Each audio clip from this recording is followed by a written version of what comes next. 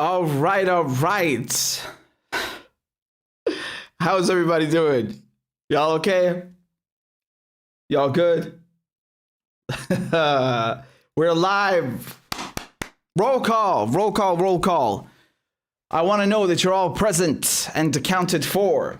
All right? Again, even if you're watching on replay, let me know in the comments that you're here. Just type here. Type something, man. Let me know that you're alive, that you're well. Man, we got a lot of shit to discuss. Oh no, this is oh no, this is not gonna bode well for the sycophants. Oh no, that's not gonna work. That's not gonna work. So you know, first of all, I hope you can't hear my music, because again, we don't want these copyright things going on. But let's get started. Wonderful. We got 180 watching. Isn't that beautiful? Make sure you've hit the like button.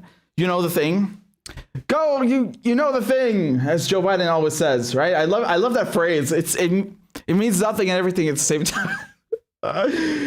Okay, let me turn this off right now. Let me turn this off. Can't blame me for keeping this on, man. This is the last solo on War Pigs. Yo, that shit slaps, man. Okay, so first of all,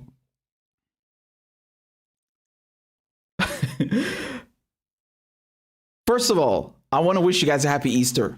Okay, if you celebrate, I wish you a happy Easter. You know, in Syria, you have Easter parades, right? So if you know, in Damascus, for example, this will start out in the old city, right, in Bab Touma. So Bab Touma is basically the Dore of Thomas. You know, it's referring to it's a Christian area, right? That's where it comes from, St. Thomas. So you know, you'll have the scouts that lead this. You know, you have scout groups for you have Armenian scouts. You got you know, Orthodox scouts. You got all types, and they lead these parades. So I just wanted to show you a little bit about how that is, because you know, again, this is a really cool thing about Syria. It's that it's a very pluralistic, diverse social fabric, right? That it has a very pluralistic social fabric, and that's something that they've been trying to erase with this war, right?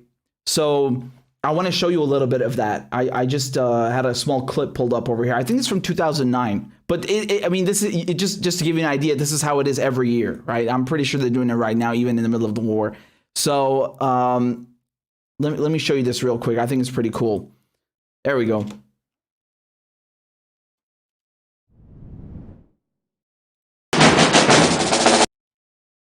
Okay, there we go. Here, I have several clips. They got these huge parades, man. Loud as.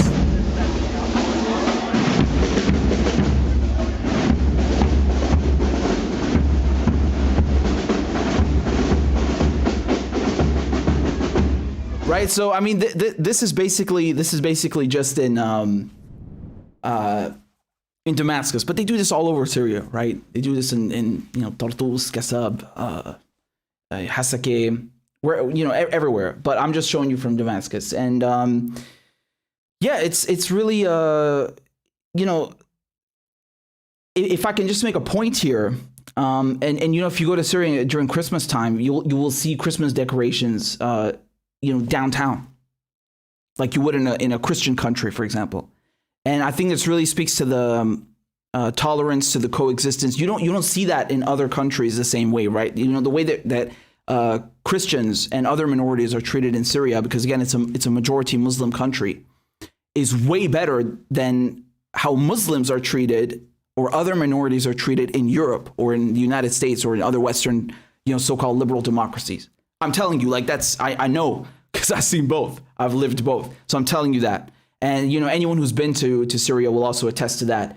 And that's not to say, you know, you don't have, you know, issues. Yeah, I mean, of course, no country's perfect. But in generally speaking, yeah, well, that's definitely true, right? There's a real harmony in the social fabric in Syria. And, you know, that's one of the things that they're trying to destroy. You know, it's not like, oh, we just want to, as if that gives them the right. But they act like, oh, it's just a regime change thing. No, it's not just changing the regime. You would they've already chipped away and tried to destroy this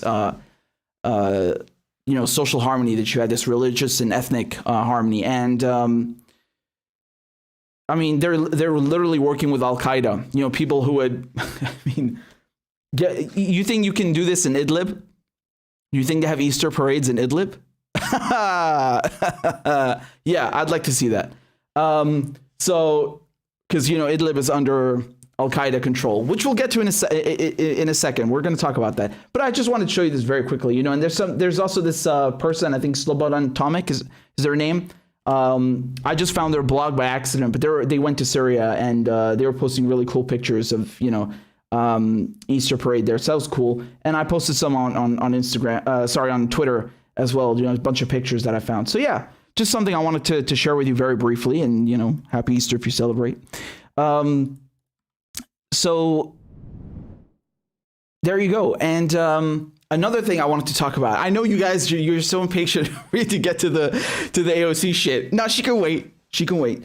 So another thing that I wanted to talk about, and this is sort of a correction, but I mean, it's not a correction. It's more of an addition. Okay, it's more of an addition. Now, you recall last week I talked about how Ilhan Omar, she grilled Secretary of State Blinken for not rejoining the Iran nuclear deal, right? And that was good. Like, I praised her comments for that. And, I look at the substance of what she said. It was good. She was making this point, like, the United States left the deal. Why should Iran take the, first step? Why aren't we just rejoining the deal? Why are there still sanctions? That was good, right? She says something good. I'm going to give her credit for it. What I forgot to mention, and it's stupid because I covered it. I was one of the few people who covered this at all. Is that a year ago, almost a year ago, so in May 2020, she signed this this AIPAC-backed letter, okay? And at the time, people were saying, oh my God, how, excuse me, how dare you, you're lying. She did no such thing. Excuse me, I need to get a drink of something.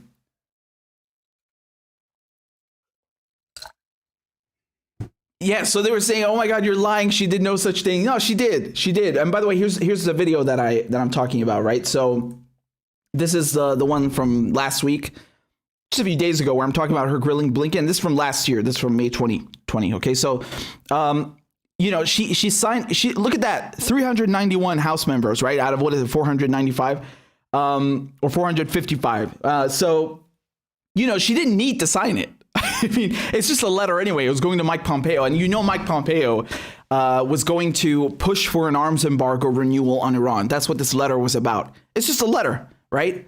So it was just saying to Mike Pompeo, who needs no encouragement, he's going to go and do it anyway, and he did, and it failed miserably. And this was basically this sunset clause that's in the Iran deal. I mean, you have several of them, okay, that were set to expire. Now, this arms embargo, that was also set to expire, and it did. It expired end of October, right? So end of September, beginning of October, 1st of October in 2020. And they were trying to renew it. They were trying to renew this arms embargo on Iran. It's sanctions. That's what it is. And so it's so confusing that 1 year ago, she's trying to push an arms embargo on Iran. And then now she's saying, no, we need to lift sanctions and enter the deal, which is great, right? It's confusing. That's my point. And so, I have to put that back into context. I mean, does it take away from what you said last week? No, but it's still, I don't understand these people, man. I just don't understand. And this is why it's so hard to discern what they're doing, right? These so-called progressives. 1 second they're saying something correct, and then the next second they're saying something completely out of whack, or the other way around. What is going on? Like, can't you be fucking consistent with your bullshit? Be consistent. Make your goddamn mind up. And that was an AIPAC-backed letter, because the one who wrote it is Engel, right? So he was unseated by Richie Torres. And Torres is, again, he's a proud Zionist, right? Jamal Bowman, now he's more of a closet Zionist, but Richie Torres, no, he's a proud Zionist. So, I mean, wow, what a big difference, right? Of course. Jamal Bowman unseated Engel, right? But it's the same thing. I mean, you had these two new progressives that came in that joined the so-called squad. And the only difference between him is that Jamal Bowman is just, he's more of a quieter Zionist than Engel, and Richie Torres is like the proud one. It's like, no, I love Israel. Israel's the only democracy in the Middle East. I've been there. I went there on a trip. Okay, great. We got 2 new Zionists. Well done. What a stark change. That's it. So, I'm so confused by their bullshit. It's unbelievable. Anyway. So I just wanted to put that into context because people were trying to remind me about it. Because again, I was one of the only people who covered it. So here it is. I'm telling you again. I don't understand this. What she's trying to do. Anyway. So, by the way, we got a bunch of people watching on Rockfin. So that's wonderful. That's wonderful. Remember, you should go and tune in there if you can. So okay, let's get down to business with what's happening here. Let's get down to business with AOC. God, she is just something, man. So there's this new article that just came out in Politico. Let's go through it. All right. Let's go through it. Let's take a look at what they're saying about AOC. So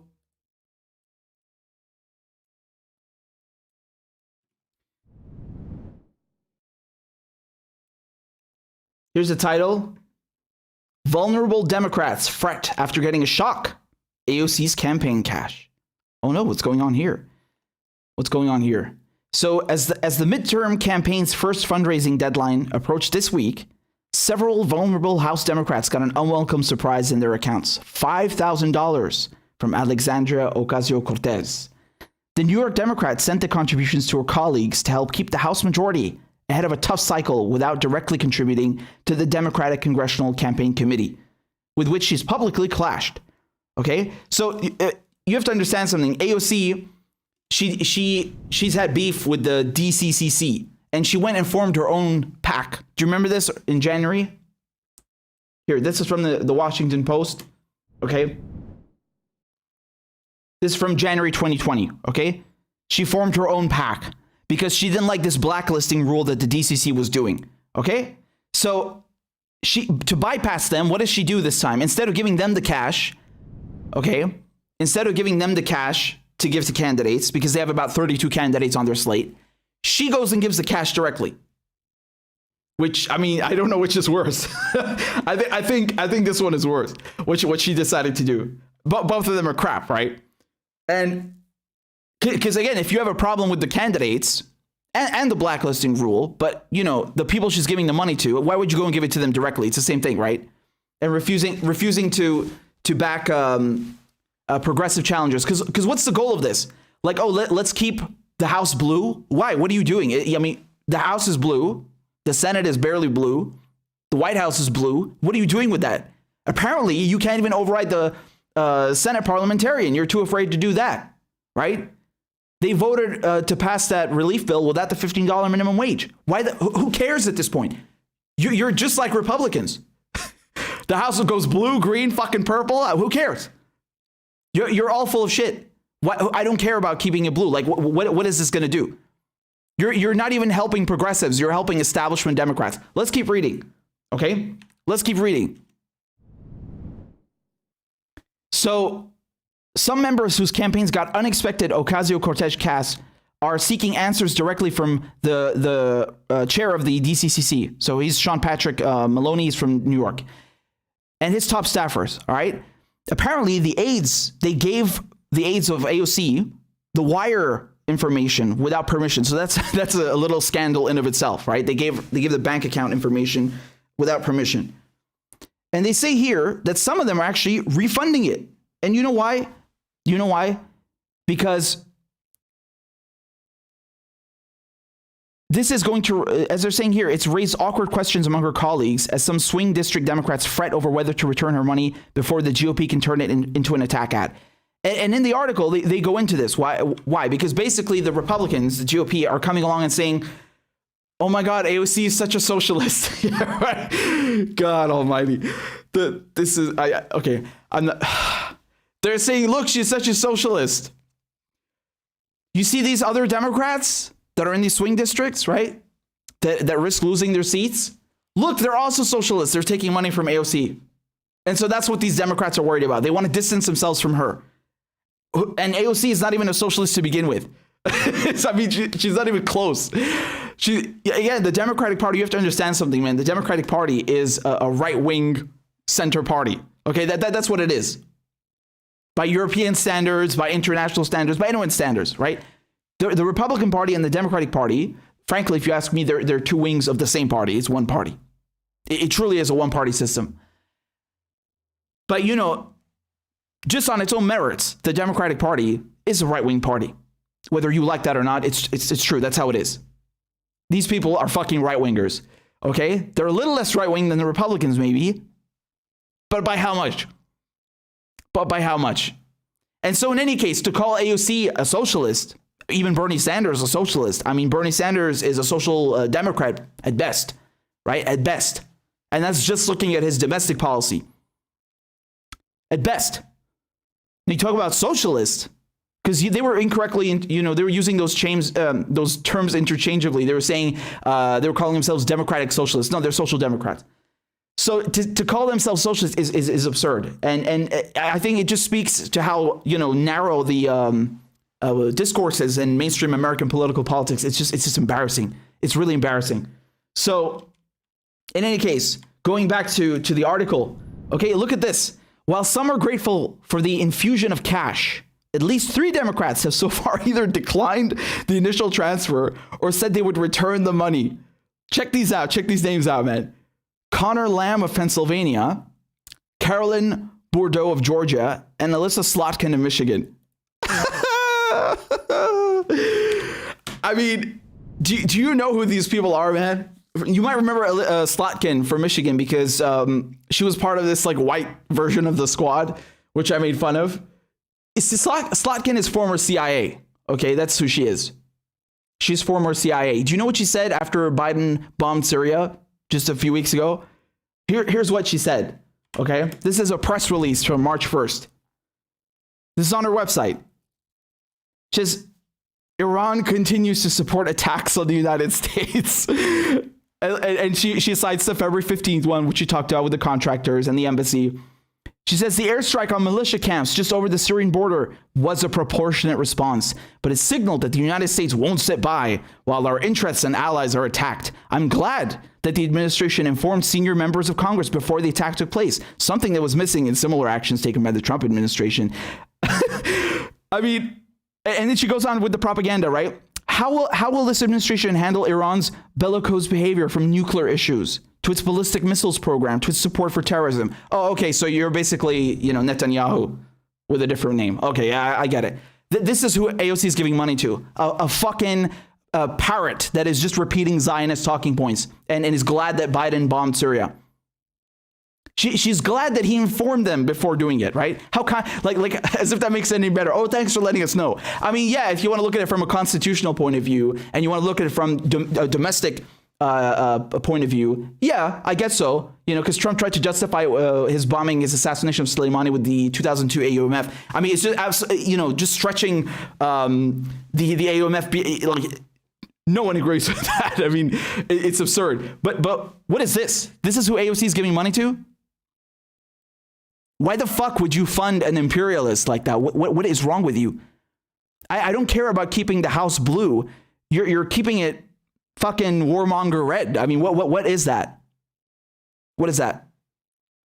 You take that sentence to the last one I just read you, what you're talking about, Iran's malign behavior in the region, their ballistic missiles program. I don't know who that is. Is that Hillary Clinton? Is that Mike Pompeo? Is that Donald Trump? Who is this? You know why? Because they all sound the same.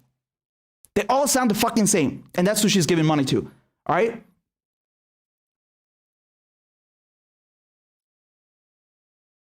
Take a look at this guy, right? Lamb from Pennsylvania, who she gave money to. So he was happy. He was happy that Trump assassinated General Soleimani in January 2020. And he voted against the War Powers Resolution. You remember they tried, after that, they tried to pass a War Powers Resolution to limit Trump's ability to just start a war with Iran. He voted against that. That's who AOC just gave money to. I mean, what is this? What is she doing? What is she doing? Who's the other one again? So I'm talking about Connor Lamb, right? Let's go back to the article. So Bordeaux, right? Look what she says, Carolyn Bordeaux. She says, General Soleimani was an enemy of the United States. This is clear.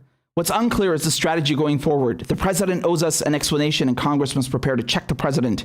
So again, these people, they're basically happy that you know, Trump, they don't mind that Trump killed, you know, a top Iranian general. Again, he's more than a general. It's kind of like, you can't really find the same kind of figure in the United States. So he's much more important than that. It's one of the most important people in the Middle East. You know, this guy kicked ISIS ass, frankly speaking, okay? So they're happy. They're cheering on. Yes, good job that you killed this guy who's beating ISIS ass, who crushed Al-Qaeda in Iraq and Syria. But, you know, we need to look at the strategy going forward. So basically, it's like a slap on the wrist. Like, you know, we just look at this more closely. That's who AOC is giving money to. Bloodthirsty fucking imperialists.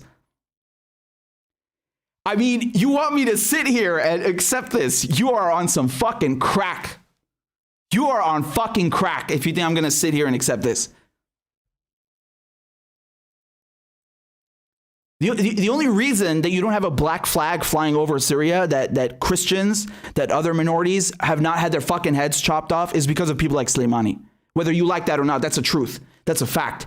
That's why when Soleimani was assassinated by Trump, you had masses being held for him in Christian churches in Syria because they understood what that man represents, what he saved Christians and other minorities from, right? So you want to come here and tell me that it's okay for AOC to give money to people who are cheering on the assassination of counter-terrorists? I mean, what is wrong with you? What is wrong with you? What is progressive about that in any way? How is that acceptable in any way? And we haven't even, like, dude, this is just a foreign policy, right? Because this is how you tell them apart. You know, you go look at Slotkin, for example. She doesn't even support Green New Deal. And again, you look at the Green New Deal itself, it's like a watered down version of the original, right? So it says so even in the article, right? They tell you even over here that, you know, Slotkin and, hold on, here we are. Okay. So they tell you that these people are more moderate Democrats, as they like to call them, whatever the hell that means. I mean, they're all right wingers as far as I'm concerned. They're two sides of the same coin. It's the same party, right? But they're saying that even if they give back the money, they're in trouble because it's going to show up on the FEC reports, on the Federal Election Commission reports when they're due this month. So even if they send it back, it's still going to look bad for them. Again, this is ridiculous because she's not a socialist. And so, you know, these three names that we just talked about, Connor Lamb, Slotkin, Bordeaux, I mean, these are just three people who gave the money back, right? She still gave money to more people. These are just three who've said they don't want it or they're going to send it back. I mean, how fucking, how pathetic is that? Like, she's tried so hard to be in the cool kids club, you know? Like, here, have some of my money. Please take my fucking money. I beg you, just take my cash. Please take my cash. Please. Warmongers, imperialists, just take my cash. I beg you, take it. What is wrong with you? And they don't even want it. Like, they spit in her face. Like, that's how little they respect her. They don't even want anything to do with her. I mean, this is cringe. This is unbelievable. How do you rationalize this? How do you defend this? How do you defend this shit? Right? How do you defend this? You can't. You can't. And I think, you know, it's unbelievable how progressives, right? Justice Democrats, all these people, the squad, they've been touting themselves as uncorruptibles, right? They say that, look, we don't take corporate money. We are grassroots funded. We take small dollar donations. We don't take any PAC money. Oh, okay, so let me get this straight. You went and you took money from working class Americans, from regular people, and then gave it to Democrats who do take corporate money, like as if that's any better. That's even worse. That's a fucking scam. Like, how low can you sink? How low can you sink? I am pretty sure that the majority of people, the overwhelming majority of people would not have given you their money if you had told them you're going to go and give that shit to establishment Democrats. I'm 99.999% sure. I'm 200% sure that the majority would have not given you a cent. I would give, I would spit on Slotkin before I give her a fucking cent. I would spit on that bitch. Okay. That's what I would do. These people are fucking imperialist scum. They are warmongers. They are totally fine with Joe Biden or Donald Trump, both of them, bombing my country, bombing Iran, bombing the Middle East, occupying the Middle East. They can go and fuck themselves, and you're giving them money and you call yourself a progressive? Like, what is the criteria here? When you are an establishment Democrat, like what separates a progressive from an establishment Democrat? How much shit does AOC have to do before she qualifies as an establishment Democrat and it's okay to criticize her, right? Again, one of the most popular politicians in the United States. How much shit does she have to do before it's okay? Huh? Stumping for Joe Biden, being quiet about, his bombings, being quiet about the fact that he's got a rap sheet. I mean, the size of the border where he's keeping all these kids in cages now. How many things does she have to do? Donating money that she was not supposed to give to establishment Democrats. How many things does she have to do before the mask is completely off and you get it? As far as I'm concerned, it came off a long time ago, right? There's just some people who are still clinging to a politician who's given them nothing, who, as a matter of fact, does the opposite. She goes and gives your money to the enemy. Wow. That's incredible. It's incredible that you would defend something like that. And do you remember another Politico article that came out last year? And she was saying, oh no, it's the media, they're just talking. And it's the one where they said she calls Pelosi Mama Bear. Well, that's not all, of course. It was also the fact that, she sold out, right? She's not even stumping for or endorsing, progressive challengers who are going against establishment Democrats, right? And now, again, it's mask off one more time. So not only did she fail to stump for progressive challengers, she's actively working to help establishment Democrats keep their seats, all in the name of keeping the House blue. Bitch, fuck the House. What's the point of it staying blue if you're not going to do anything? If you are going to keep, wolves in sheep's clothing, you're going to keep monsters in the House and just call it blue. What is the point of that? Why not go and help elect progressive challengers? Isn't that the whole point? Isn't that whole strategy? Like, we have to put as many progressives in Congress as possible so they can form a block. And then even then, when they do form a block, when the margins are razor thin, they can topple Speaker Pelosi from her speakership, right? They can hold up the first bill that Biden is trying to pass because it doesn't have $15 minimum wage in it because the Senate threw it out. They have the opportunity. They have enough numbers, finally, to actually do what their stated mission was. And they don't do it. God damn it. How many things do you people need to get it through your heads? This is so fucking pathetic. I wrote over here that AOC doesn't take corporate money. So she took yours and gave it to Democrats who do. Scam level 200. And somebody called Dickie McGeezax on Twitter said it's crowdsourced corruption. I love it. What a succinct abbreviation. Yeah, that's what it is, man. That's what it is. And, Paula Jean, you remember her? She was also in this Knock Down the House documentary on Netflix, which features AOC and other Democratic newcomers, progressive newcomers. And she did not win her seat, unfortunately. But, she's come out and this is March 1st. It's just a month ago. And she's talked about how, they were basically screwing over over all the other candidates just to make sure that AOC could raise money. And they basically shorted them. They left them in the dust. And it was all about her. It wasn't about, okay, let's get other progressives in. And, reacting to this article that we just looked at in Politico, where she's giving all this money to imperialist scum, Paula Jean, look what she says. This is not what we supported when we started. Pretty sure AOC is batting for what the party wanted her to do, not what will help to pass the policies we need. I'm highly disappointed with my colleague and I won't align myself with her anymore. Wow. Is that someone with a backbone? Wow. Good. Unfortunately, there are not many like her, right? Again, I don't know Paula Jean all that well, right? But I do know that AOC did not, extend her hand the way she should have, because she won her race. She was not so lucky, right? She did not go out and bat for her and make sure that she also got in afterwards. I also know that, this is what someone with a spine would say, reacting to this, because it's not popular. It's not popular to go against AOC, right? And you're not allowed to talk about AOC, right? That's so weird. All the cult that she has, it's really weird. I've never seen such a thing. Usually when people idolize a politician, they can actually point to things that politician has done for them. I'm struggling to see what that is here. As a matter of fact, I'm seeing collaboration with the enemy on multiple fronts. Right? And I didn't know it's off limits to criticize a popular politician. I mean, what, you maybe think that's okay. I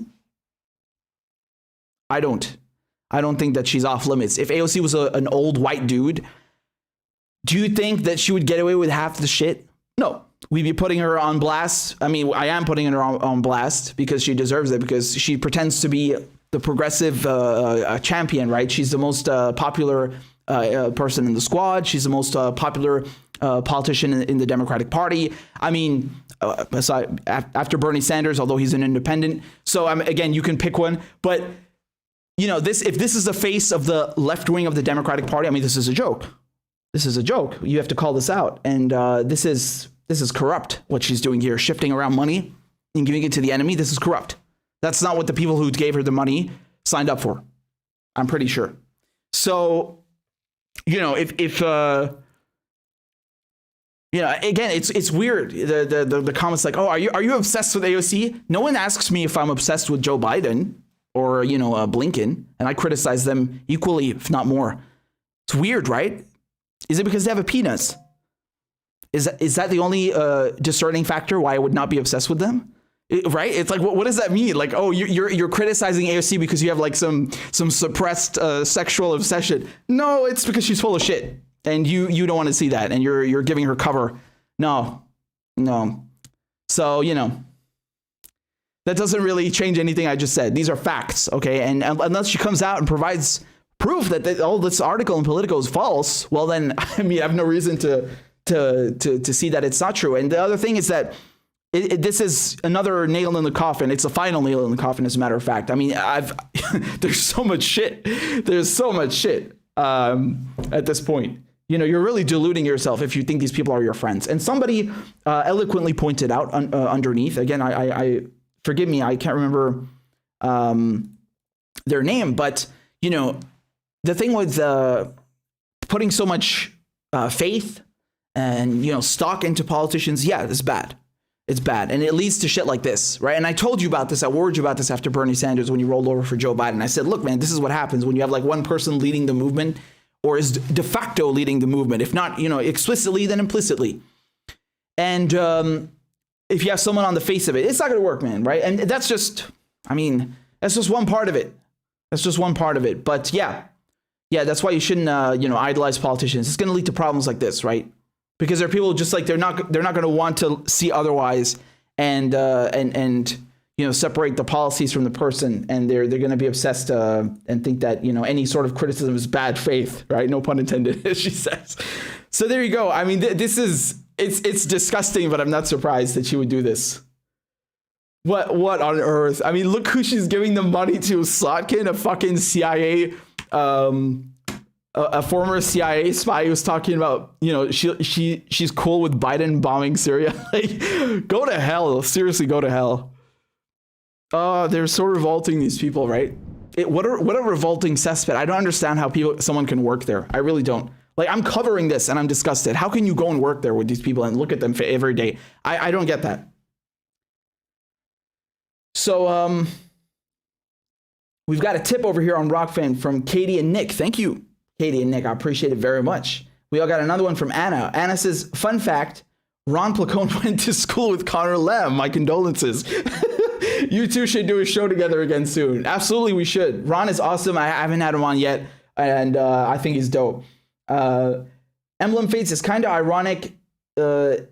Isn't assuming we criticize AOC because we think she's pretty. Okay, hold on. I'm reading it now. Yeah. No one asked me if I think Obama is pretty when I call him a black sellout. Okay, I see what you're saying. I'm gonna read the comment again because I can barely see. So Emblem Fates is kind of ironic, assuming we criticize AOC because we think she's pretty. That's kind of sexist. No one asked me if I think Obama's pretty when I call him a black sellout. Yeah, who cares about this? Like, we're trying to focus on policy. I'm giving you concrete receipts, man. Like this behavior, the silence, the making excuses, which we're about to get to for the border. This is black and white text. Like, I can give you these statements, and if I didn't tell you who had said them, you would agree with me they're wrong. But all of a sudden, because they're coming from a young congresswoman, that this changes them? No, absolutely not. So anyway, wow, we have 476 people watching. Awesome. We only got 300 likes, so make sure you hit the like button because we're not done. And I need you to help me with the algorithm because YouTube is, suppressing us all the time. So there you go. With that said, before we continue, I kindly implore you to join Rockfin. Okay, again, this is free. It doesn't cost you a cent. So go make an account. And you're going to find all your favorite lefty channels on there. Jimmy Dore, Ron Placone, as we just mentioned, Hardlens Media, Status Quo, Unauthorized Disclosure, you name it. Everybody's here. Combo Couch, everyone is there. So you really need to go make an account because we need to have an alternative to YouTube. YouTube, I mean, is I don't need to explain the censorship. We've gone through this a million times. So definitely go make an account there. It don't cost you nothing. And you can support all of these channels. Literally everybody on Rockfin for $10 a month if you want to. You get everyone's premium. But you don't have to. All right. So anyway, thank you for all your super chats and your PayPals. I'll get to them in a second. I just want to go through the segments first, and I'll read all your comments and all your super chats at the end. And thank you for supporting independent media because you ain't gonna hear the shit on MSNBC, right? So I wanted to talk about.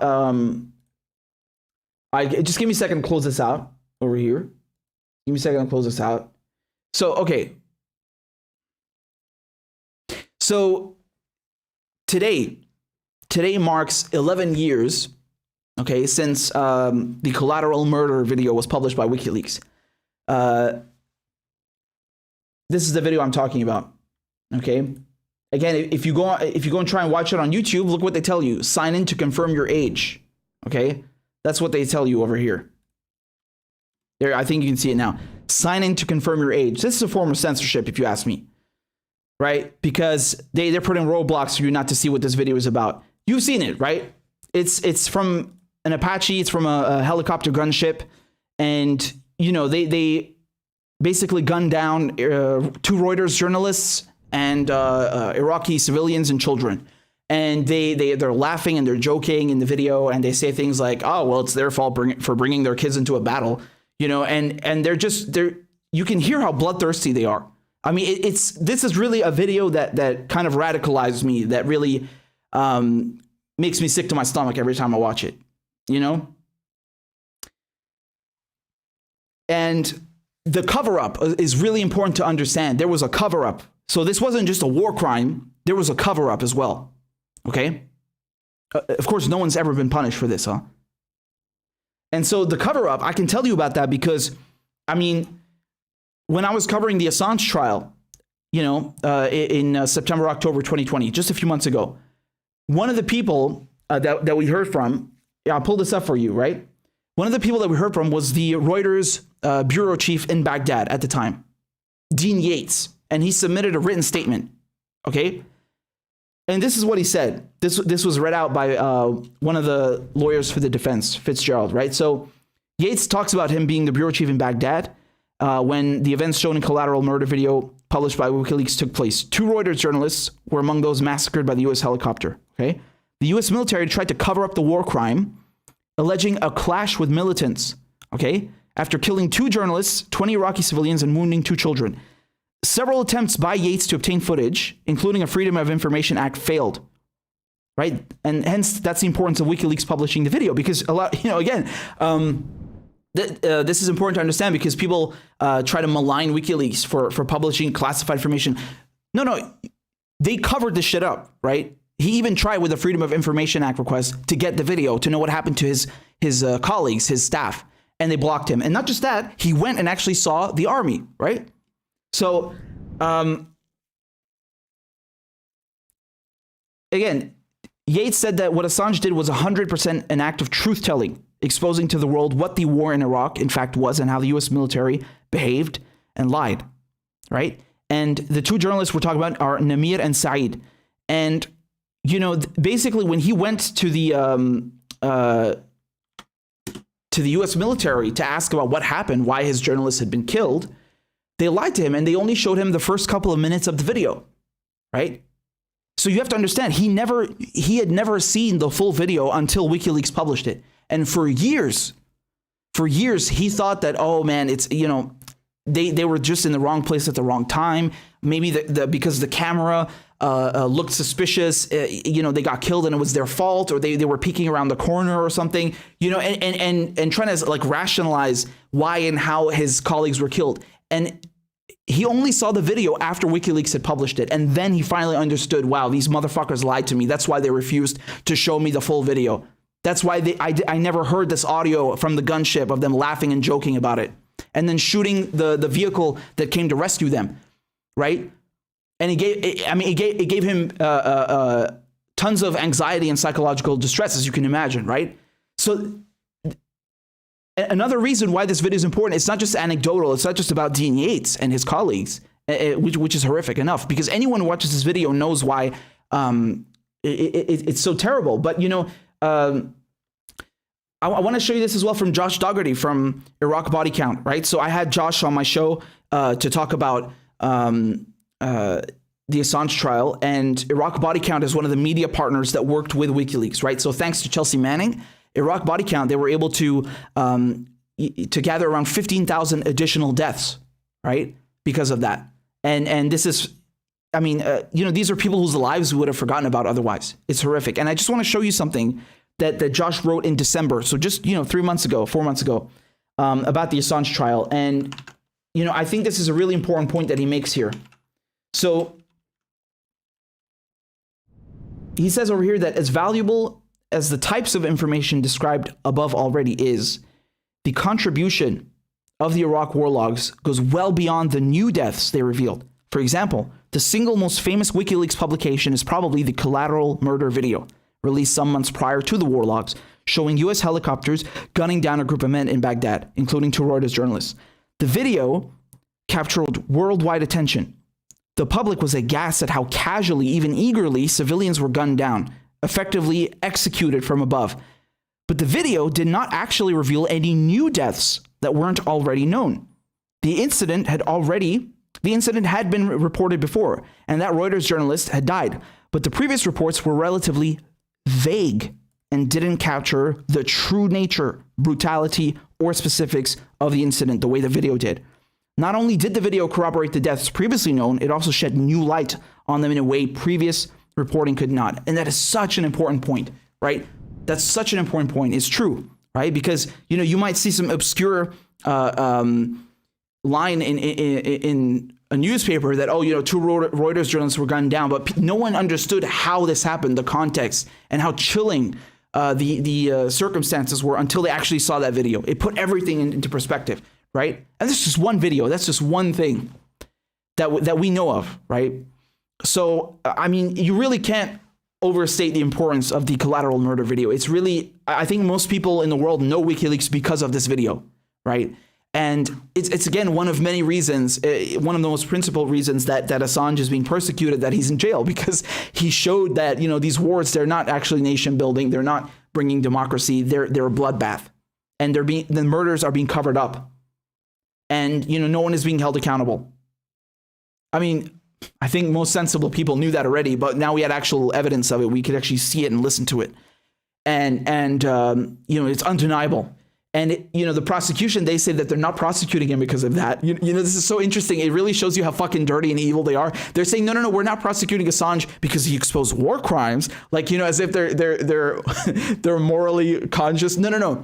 We're prosecuting him because of the publication of the Iraq rules of engagement, right? Which were included with the video. Like, what? That is such a bullshit argument. Of course you're going after him because he exposed the fucking war crimes, right? I mean, not half. The entire indictment is fabricated. It's bullshit. So, this is why they're after him. So again, if you have not seen this video, it's about 17 minutes long. Please go and watch it, because you need to understand why they're going after this man, why WikiLeaks is maligned, and why they use these smears. For years, they've been smearing WikiLeaks. Oh, hostile intelligence service working with their bullshit, blah, blah, blah, blah, blah, just to cover this up. Because they don't want you to know about the collateral murder video. They want you to know about, the cover up for torture, how the United States was pressuring Italy, Germany, their allies not to prosecute CIA agents who were complicit in torture and rendition and kidnapping. There's so much stuff. So they resort to these smears. And, speaking of which, the Pope actually sent a letter to Julian Assange just a few days ago. So I don't know if you saw this. His partner, Stella Morris, posted about this on Twitter, right? We don't actually know what's in the, excuse me, I've clicked on the wrong area here. Yeah, but we don't actually know what's in the letter, right? But she just said that after a hard night, Julian woke up this morning to a kind, personal message from Pope Francis delivered to his cell door by the prison priest. Our family wishes to express our gratitude to the many Catholics and other Christians campaigning for his freedom. So, if you're religious, definitely pray for Assange. And, I think there are so many groups that are campaigning for Assange's release, right? It's you have lawyers for Assange, you got doctors for Assange, you have so many international journalist groups that are calling for his liberation, for him to be freed. I mean, there's broad consensus about what's happening to him, that it's wrong. And, it's truly one of the biggest affronts on journalism of this day and age. It really is. So no wonder why they're not reporting on it. And as a matter of fact, a lot of these outlets like The Guardian, specifically The Guardian, Le Monde, Die Presse, they benefited greatly from WikiLeaks. They were media partners, and then they threw him under the bus, right? As soon as the State Department cables were released, and again, Cryptome.org posted them first, not WikiLeaks. I mean, it's literally timestamped on Twitter. It's still there. You can go look it up. And, the owner of Cryptome.org has never been arrested or asked by the FBI or DOJ to take them down. Not that he should, but just to put into perspective that they don't actually care about who posted them first. They're just using that as an excuse because, Assange is popular. WikiLeaks is popular. So that's why he has a political target painted on his back. Cryptome.org is relatively unknown compared to WikiLeaks in the global domain, right? So that it's a political witch hunt, man, from start to finish, and it's because of videos like Collateral Murder that they're going after him, and as horrible as Collateral Murder is, just to put into perspective how bad the Iraq War is. I mean, there are other things, massacres like the Haditha massacre or the Mahmoudiyya massacre. I mean, just think how fucked up those massacres are, that the Collateral Murder video pales compared to them. Just think about that for a second. And again, I say that figuratively. Of course, it's still a war crime and an atrocity. But just to give you a perspective of how much worse that is, and most people don't even know about that. I mean, it's some of the most. I couldn't finish reading it. The Mahmoudiyya thing. I couldn't read it. That's how bad it is. I mean, if you have a weak stomach, don't read that. So, propagandists like Shep Smith, like Nicole Wallace, they stay on the air, like Brian Williams, Wolf Blitzer. They promote the war in Iraq, they promote the war in Afghanistan, the war on terror. They're still on television. They have new shows, right? They're given 2-hour slots. But journalists like Julian Assange, who expose the war instead of promoting it, who show it, who show the war for what it really is, a bloodbath, who expose imperialism, Belmarsh prison, maximum security. How can you call that a free press? How can you call that a liberal democracy?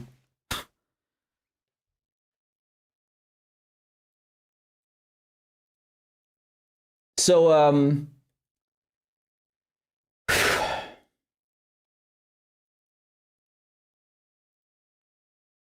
don't worry, we still have a few more segments. I just need I need to drink something, man. Give me a second. All right. Be patient. be patient. Be patient.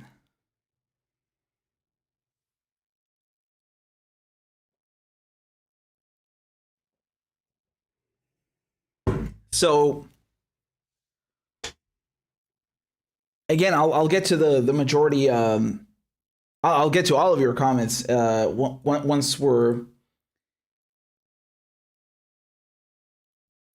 once we're done. I just want to finish with the segments, right? So, Christ, I feel like with each one it's getting worse.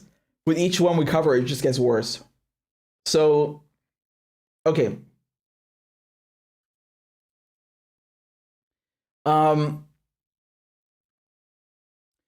PBS sat down with a notorious terrorist named al-Jolani. Al-Jolani is the head of a terrorist group called Hayat Tahrir al-Sham, or just HTS, in Syria. And HTS is a rebranding of al-Nusra, which is a rebranding of Al-Qaeda. Yeah, he's a former Al-Qaeda leader. That's who he is. And again, that's not like hyperbole or something. No, he's officially a former Al-Qaeda leader. He has a bounty on his head of $10 million. So they sat down to do an interview with him. And I mean, just to show you how ridiculous this is, they dressed him up in a fucking suit, like to try and, soften his image. Yeah, you've heard that before, right? Look at this. I mean, look how absurd this is. That's him in the PBS interview. Like, this fucking terrorist piece of shit, right? They put him in a suit and try to make him look civilized. Like, I mean, he's a glorified monkey. That's what it is. And so, I want to show you a bit of this interview. The full one has not come out yet. PBS are going to publish it soon. But there's a 3-minute clip that they posted. So let's watch it. And then I have several points to say about this. And this is just, wow. Wow.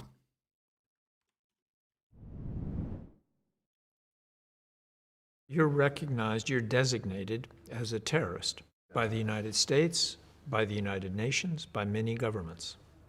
There's a lot of Americans who would say you have no business being a leader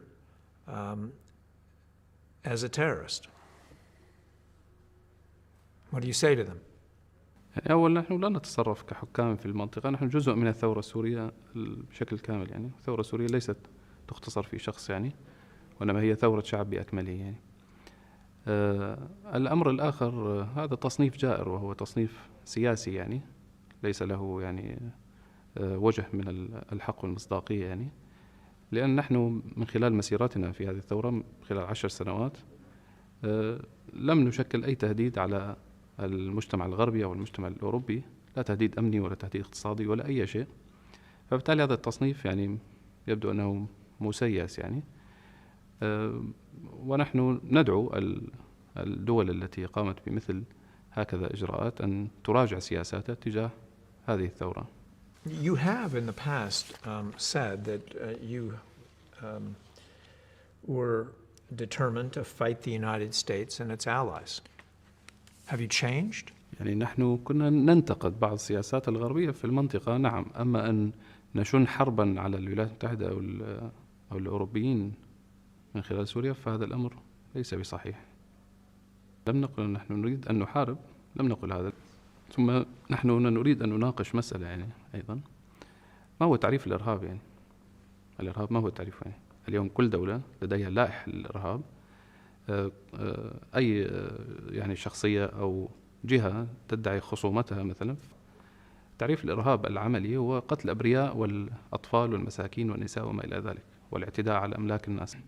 وهذه الأفعال يقوم بها اليوم النظام المجرم، فهو الأولى بهذا التصنيف. إلى الآن هناك اعتراف دولي ببشار الأسد رغم أنه ضرب شعبه بالكيماوي عشرات المرات، بل يقال أكثر من 100 مرة، وهدم مدارس وقتل من الأطفال وقتل من النساء، ورمى بالبراميل المتفجرة فوق رؤوس الساكنين في القرى والمدن، وهدم حاضرات كبيرة مثل حمص وحلب وهذه حاضرات تاريخية عمرها أكثر من 4000 إلى 5000 إلى 6000 سنة. فبالتالي إلى الآن هناك اعتراف دولي بشرعية هذا النظام كوجوده يعني. والرسالة الجوهرية المعادلة بسيطة جدا في يعني التي نريد أن نوصلها أو يفهمها الناس، هو أن الشعب أراد أن يغير حاكم وأن يغير نظام حكم، وأراد هذا الحاكم ونظام الحكم هذا أراد أن يغير الشعب بأكمله، فتغيير الحاكم أهون بكثير من أن نغير شعب بأكمله يعني. Will you say here now then very clearly that you as a former Al-Qaeda leader will not support what you call external jihad, that you will not support any attacks against the United States? يعني أعيد وأكرر حقبة يعني كان دخولنا مع القاعدة في السابق هذه حقبة وانتهت يعني. وحتى في ذاك الوقت عندما كنا نحن مع القاعدة كنا نرفض أن يقام عمل خارجي، وليس من سياستنا على الإطلاق أن نقوم بعمل خارجي. هذا شيء لم يكن في حساباتنا على الإطلاق ولم نكن نفعله على الإطلاق يعني. Right. So, I mean, wow. Where do we begin with this verbal diarrhea? I mean, it's interesting how he suddenly cares about cities that are 5,000 years old after they basically helped destroy them. How benevolent. This guy, you need to understand why this is so important. What HTS is. Okay, so I've told you many times about Idlib, right? Let's take a look at Idlib at the map. All right. So this is Syria, right? We got Syria over here. One of the provinces in Syria is Idlib. Okay. This is Idlib. And you also have a city in Idlib called Idlib. All right. So it's both a city and a province. Now, this entire province, not just the city, the entire province, right, is controlled mainly by HTS. By this motherfucker, this terrorist. There's about 3 million people in Idlib right now. Okay. So, I mean, it's not just HTS, of course, because you also have other, look, this is from France 24. Okay. This is from just a few days ago. This is from 8th of March. Okay. Look, they tell you about the other terrorist groups in Idlib. It's not just HTS, but they say Hayat Tahrir al-Sham controls the agricultural area. All right, and its towns through its influence over the so-called Salvation Government. Despite HTS claiming it has renounced all ties with Al-Qaeda, the United Nations and European Union consider the group to be terrorists. I love how they put it in quotes as if it's not true. So they're saying that, you also have other Turkish-backed groups. So, we've looked at, for example, last week when Russia was bombing the oil trade, that was the Syrian National Army. It's not the Syrian Army. The Syrian Army, the official one, the Syrian Army, is called the Syrian Arab Army, right? That's the armed forces of the Syrian Arab Republic. The Syrian National Army, that's a terrorist group created by Turkey, backed by Turkey. Just like the Free Syrian Army, that's another one backed by Turkey, right? So you have HTS, the FSA, you have the SNA, all these various fucking jihadist groups. That's why I call them 50 flavors of jihad, right? It's the same shit. 50 flavors of jihad occupying Idlib. This is like the last stronghold that they have, right? I mean, if you look at the relative map, relatively as it stands, right? Again, watch the color coding, like how everything that's belongs to the government is in red. Anyway, so, most of the country has been taken back. It's under the government control. Everything in yellow, okay? Again, I told you, no map is worth anything without a legend. So, what's in yellow, this is controlled by the Kurdish-led SDF and, by extension, the Americans. They're occupying all the oil fields here and here. And then, as we talked about, Idlib and other stretches of northern Syria, northwestern Syria, this is controlled by, Hayat Tahrir al-Sham, as we just mentioned, and other jihadist groups. And Turkey, of course, right? Turkey actually has its army in here, not just backing them financially and stuff, but it's actually there. And, you can see in the France 24 article, they tell you that, the region is run by HTS, and it's 10,000 mostly Syrian fighters. According to a UN report, they control the importation and distribution of gasoline and diesel, pocketing about $1 million a month in trading fuel and energy. The group is also reported to control distribution of humanitarian aid, quote, and confiscates portions of these goods to reinforce HTS patronage networks. So do you understand now why I'm so pissed off when Blinken goes to the UN Security Council, and not just him, right? But these Western countries, they talk about like, oh, why won't Russia and Syria reopen the border crossings so that we can get humanitarian aid? Because it's going to fucking Al-Qaeda, you piece of shit. They fucking know this. Al-Qaeda is controlling HTS. Let's call it for what it is. It's Al-Qaeda. They're controlling the not just the oil with this pirate trade, right? Which Turkey's helping them with. They're also controlling humanitarian aid. Who on earth would give humanitarian aid and put it in the hands of HTS? They're not even fucking giving it to the people. That's not the government of Syria. Like, do you see this fucking mental gymnastics? Do you think most people know this shit? Do you think the mainstream media is going to tell you this shit? Do you see how infuriating this is? For the last 10 years, the better part of the last 10 years, we have to sit here and listen to mainstream media rebrand fucking Al-Qaeda, and sell them as moderate rebels, and then claim that, oh, Russia and Syria are not letting humanitarian aid through. Letting it through to who? HTS? Fucking terrorists? Yeah, no shit. No shit. Who would give humanitarian aid to terrorists so that they can you run a fucking patronage network? Have you lost your goddamn minds? You're not going to come here and turn Syria into a fucking Al-Qaeda whorehouse. Ya Awladin al-Sharmuta. What is this? We got to sit here and watch them rebrand a goddamn Al-Qaeda leader in a fucking suit like some glorified monkey and accept this as the new face of the Syrian revolution. That's not a fucking revolution. I cannot believe this shit. And this is what most Westerners don't understand, right? They have no clue about this. This isn't a one-off thing. This has been going on for the last decade. They've been taking these jihadists and these offshoots of Al-Qaeda and rebranding them as revolutionaries, moderate rebels. And they're telling you that these people are going to bring democracy to Syria. Man, you'll be lucky if a woman can leave her fucking house without her husband under these people. Under these people who would chop my fucking head off just for being Christian, which I know my detractors would love to see. You can't reason with HTS. You can't reason with Al-Qaeda, right? I don't care how many times you call them moderate rebels. And these pieces of shit in the mainstream media, they're trying to market these people and soften their image and try to pass them off as some kind of civilized statesman. You are not coming into Syria and turning this into some Wahhabi shithole or some fucking whorehouse like Saudi Arabia, okay?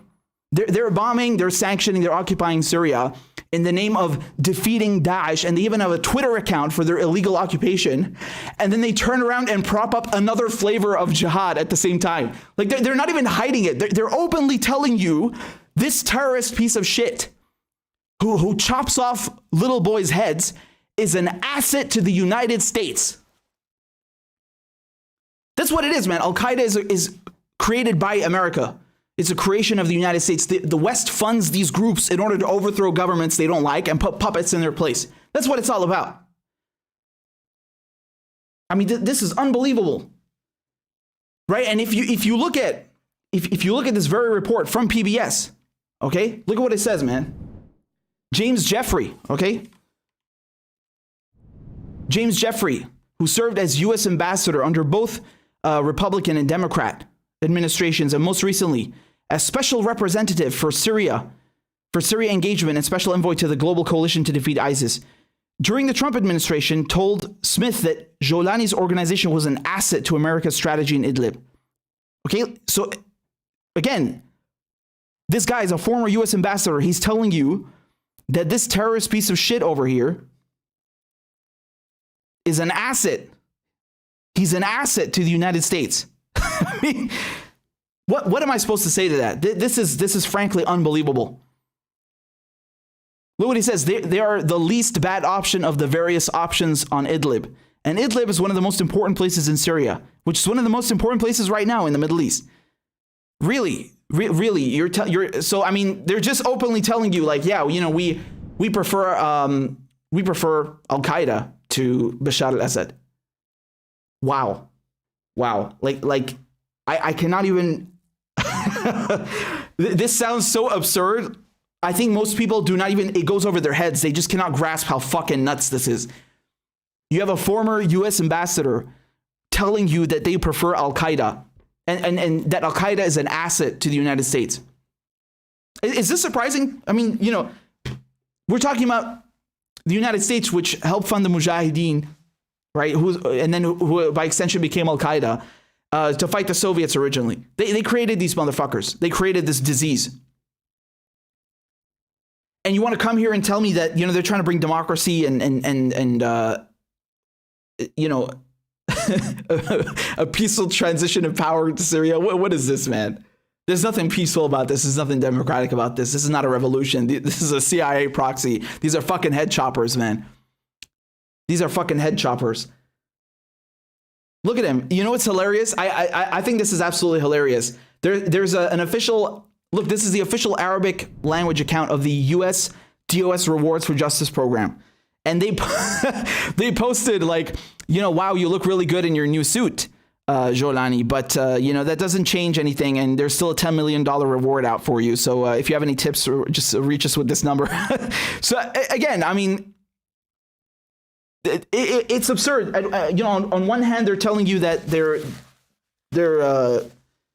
fighting ISIS and they have a reward out on this guy, and then at the same time, you know, they're talking out of both sides of their mouth and saying that, oh, he's a good option in Idlib, and he's a valuable asset. Unbelievable.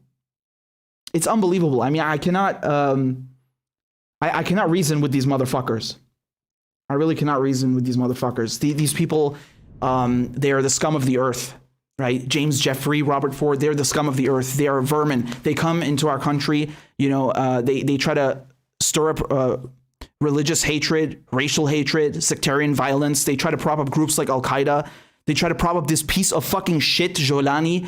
You know what this guy did? He chopped off a 19-year-old's head for criticizing him. You think I'm making that shit up? This happened. Look. This guy's head was chopped off. Muhammad Tanu, 19 years old. They chopped off his fucking head. They decapitated him in Idlib because he criticized Jolani. Don't you remember how the Syrian revolution started? Wasn't that because supposedly, you know, the government was cracking down on protesters and a boy died? Well, here a boy died. You know, is there going to be a 10-year NATO bombing campaign, a regime change thing going on in Idlib? Of course not, right? You know why? Because the West is supporting the scum. The West is supporting scum like Jolani. They're supporting scum like Al-Qaeda, right? They created these groups in the Cold War. They're using them to this day to push for regime change. They just openly come out and say, yeah, the United States considers HTS, which is fucking Al-Qaeda, as an asset. You know, the same people who did 9/11, the same people who are supposedly the reason that an entire war on terror was started, that is still not ended, right? Unbelievable. They just have no fucking shame. And I don't, you know, again, I understand PBS doing an interview because it's journalism, but at the same time, like, they're dressing this guy up in a suit like a glorified fucking monkey, you know, and trying to pass him off and rebrand him and market him as some kind of civilized statesman.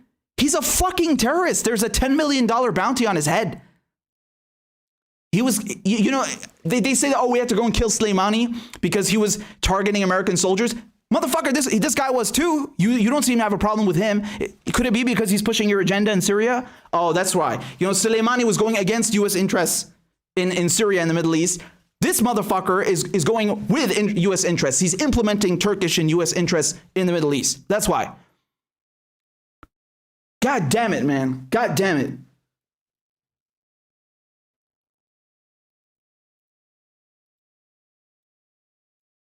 But like, how can you reason with this? Oh, God. How can you reason with these people?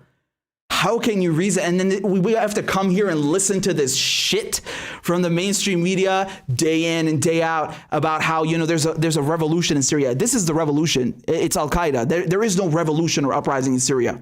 This is your choice, right? You can have a sectarian government, you know, run by these nut job jihadists that will chop your head off for being Christian. You know, people that want to, I'm telling you, man, this guy has openly advocated for implementing Sharia law, for turning it into an Islamic state, right? That's what he wants. Or you can have a multi-ethnic, multi-religious, diverse Syria the way it was. That's the choice here. What is any rational fucking person going to pick? Definitely not Al-Qaeda. No, thank you. You can keep Al-Qaeda. You can take Al-Qaeda and stuff it up your fucking asshole, Uncle Sam. I mean, the stones on these people, right? The stones on these people.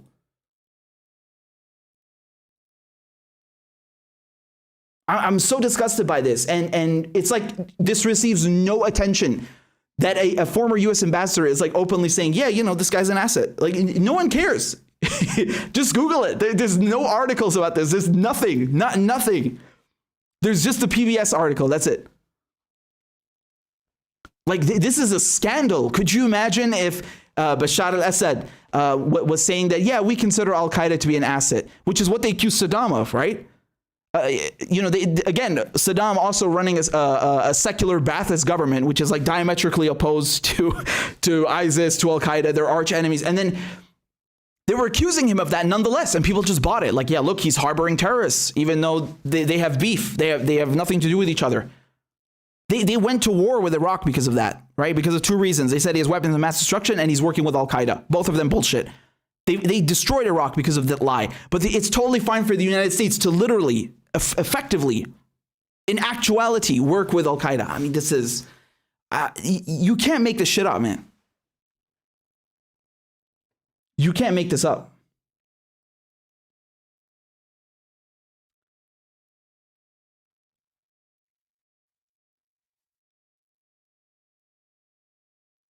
You know, and of course, you know, and of course, if you tell this to people, they think you're a fucking nut job. Like, oh, you're being disingenuous, and like, no, there's something you're not being clear about. No, excuse me a second. How am I not being clear with you? This is not me. You're hearing it straight from the horse's mouth. I mean, what's not to understand here, right? This is the choice in Syria.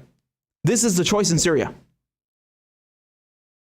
And they are trying so desperately to market these terrorists as moderate rebels. And you saw this. Not just now, with this interview, you go and look at the leaked documents from the FCO, and I think it was Ben Norton who went and he found this slide inside of the leaked cache of it's a literal fucking slide from a presentation where they're showing like, no, this poster looks too harsh. We need to soften the image of these terrorists and make them look more like this, like a guide on how to you know, make the terrorists in Syria more appealing to a Western audience. Like, just. It's beyond parody. Like, people are being killed because of this.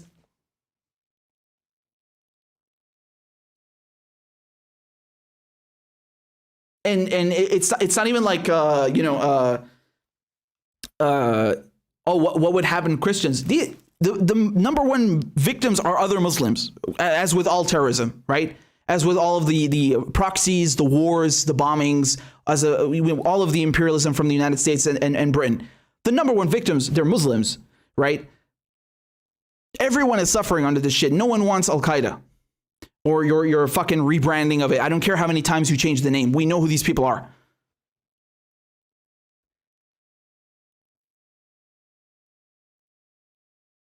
Absolute scum. So anyway, let's go back to before, because I want to talk about something else again. All right, hold on. Again, thank you for all your donations. I'll get to them at the end. I'll get to them promptly. I just want to continue with this. Give me a second. So, yeah. I'm going to pull this up over here.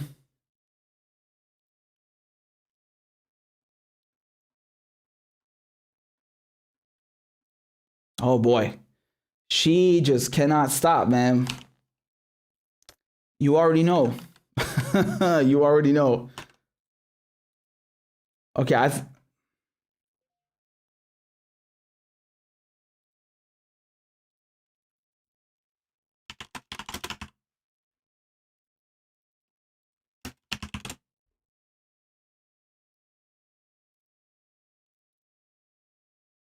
there we go.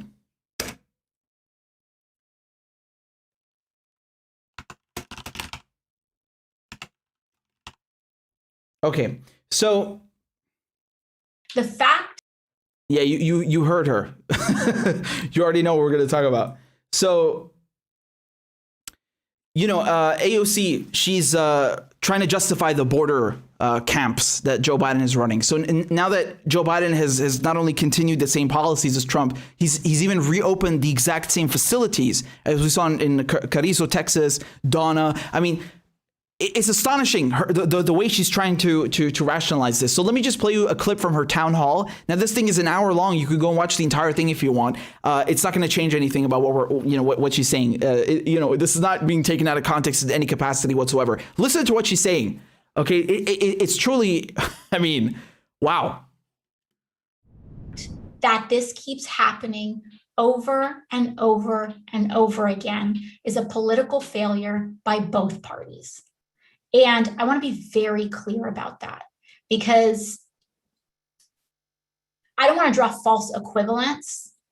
What is happening here is not the same as what happened during the Trump administration, where they took babies out of the arms of their mothers and deported their families and permanently traumatized these children, some of whom we don't know will ever be reunified with their family again, which is a level of human rights violation that is just simply not the same. Both of these things are barbaric and they're wrong. But when you rip a baby out of the hands of a mother, you cannot draw the same comparison. And anyone who is trying to do that is doing a profound disservice to the cause of justice. So I don't want to excuse any of this, but I don't think we should also get them twisted together, because one is not the same. And we cannot dust that under the rug. And by the way, those families are owed reparations, period. Now I'll move on and continue on this issue. So we have this surge that's going. Okay, well, just to continue what she said last. I mean, what about black people? What about the natives in the United States? Do they get reparations too? I think all of them should. Everybody should get reparations, for the record, at the very least. But just to summarize what she said, I mean, did you hear that? She's saying anyone who conflates the two or equates the two is doing a profound disservice to the cause of justice. Wow, that's a fucking loaded accusation right there, right? That's a very charged thing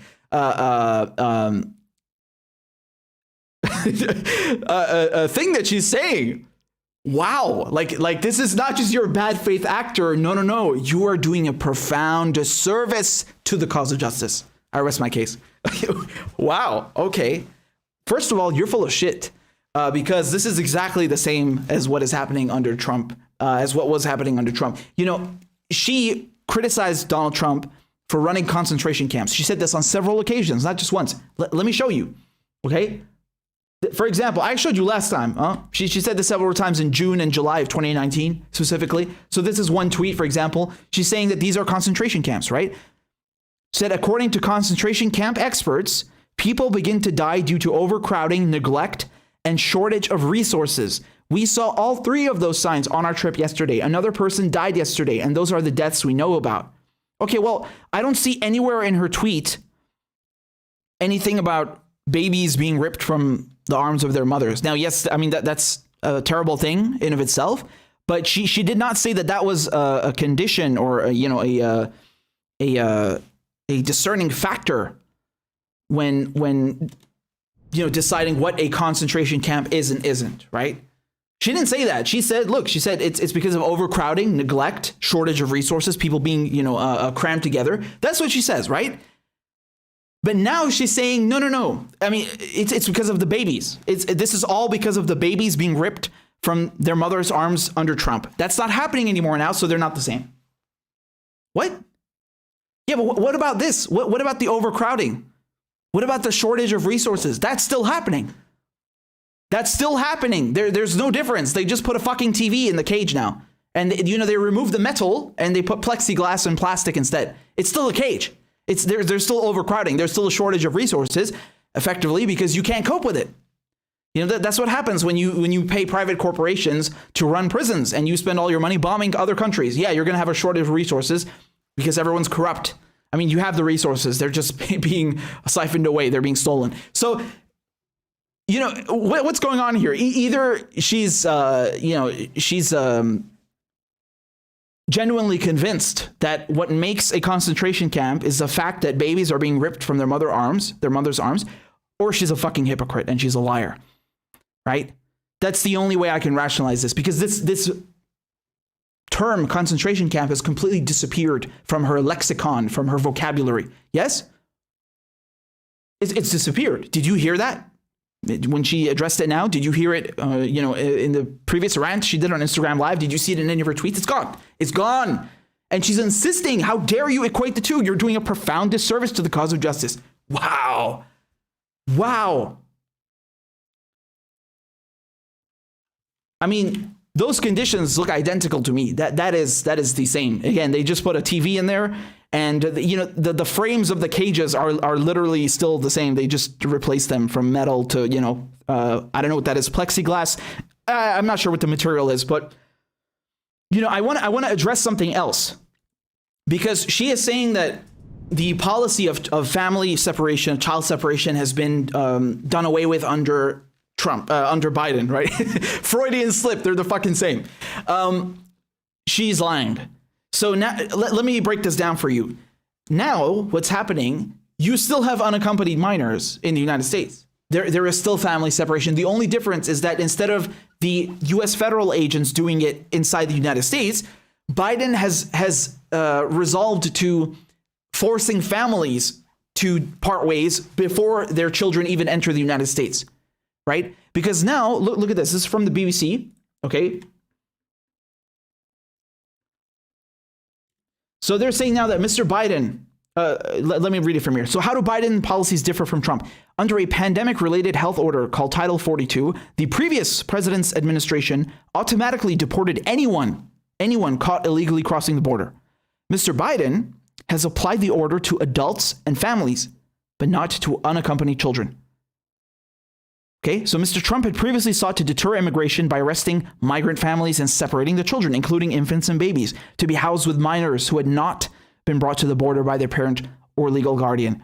The so-called zero tolerance policy drew widespread outrage and led Mr. Trump to issue an executive order in June 2018 that halted the family separation policy. So, and here, if you look at this article from Politico, it's called Biden Brings Back Family Separation, this time in Mexico. Okay, and so, they're saying here that U.S. agents no longer tear apart parents and children, but families are having to make painful decisions just on the other side of the border. So because Joe Biden will immediately expel or deport a family, right, or adults, the families and the adults are parting ways with their children on the other side of the border. It's the same shit. This is still family separation. The children are still entering the United States unaccompanied. That's the only difference. And if you read the Politico article, what was happening before in 2014, 2015, you would have children making the entire journey by themselves. Now, their parents are camped out right outside the pedestrian crossing from Mexico to California. They're just right outside the border. And they stay there and they let their kids go in by themselves. They're still being separated, you fucking liar, motherfucker. And she sits there and fucking lies and tries to whitewash this bullshit.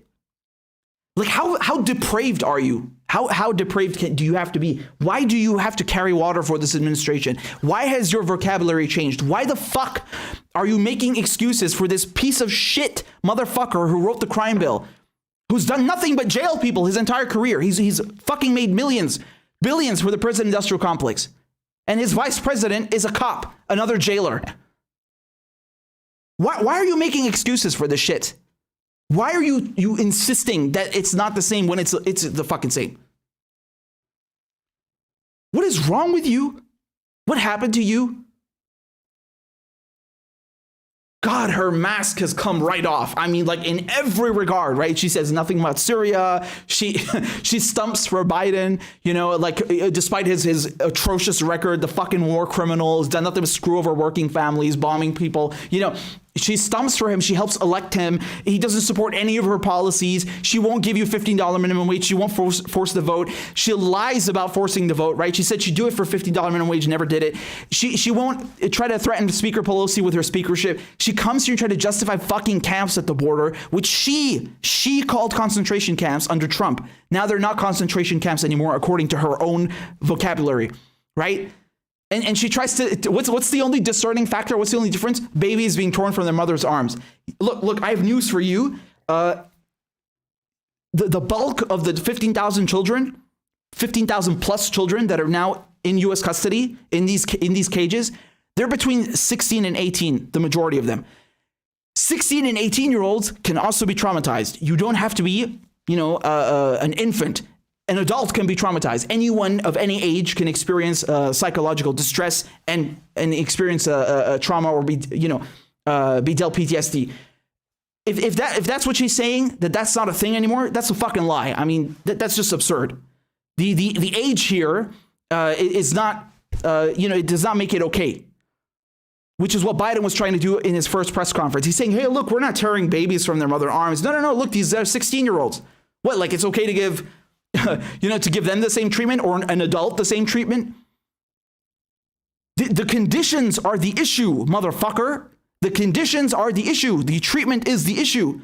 Not the, they're trying to victim blame. They're trying to say like, well, look, man, the age of the victim is different now. And, the GPS coordinates of the family separation are different. It's got nothing to do with us. Yo, I cannot stand this shit, man. She is such a fraud. She is such a fraud. Like again, how many things does she have to do for you to finally internalize like she's an establishment Democrat? Like she is the fundraiser. She is the face. She is the front of the Democratic Party. She's not a fucking progressive. Get this out of your head, man.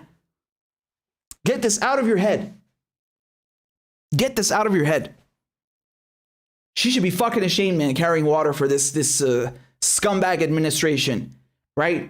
Just as she should have been ashamed, if she had done it under Trump. They're both the same. It's the same party. Blue man, orange man, red man. It's all the same shit. It's one party system, and they're pretending that they're different. They are no fucking different. They are just as scummy as Republicans, right? And Ted Cruz, this charlatan going down to the border pretending like he suddenly cares, equally as fake. And you see them going back and forth. AOC and Ted Cruz like, oh, you should resign. Oh, you're a socialist. Shut the fuck up, both of you. You're both scum. We know the fucking game. We know what you're playing. It's just constantly this fake back and forth, like pretending to oppose each other. They're working for the same corporate masters. They are implementing the same goddamn agenda. They just take turns being offended at each other. That's it, man.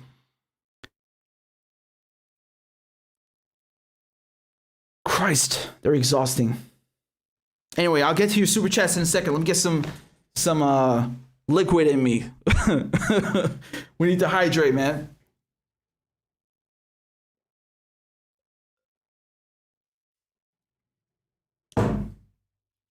I love this lion t-shirt.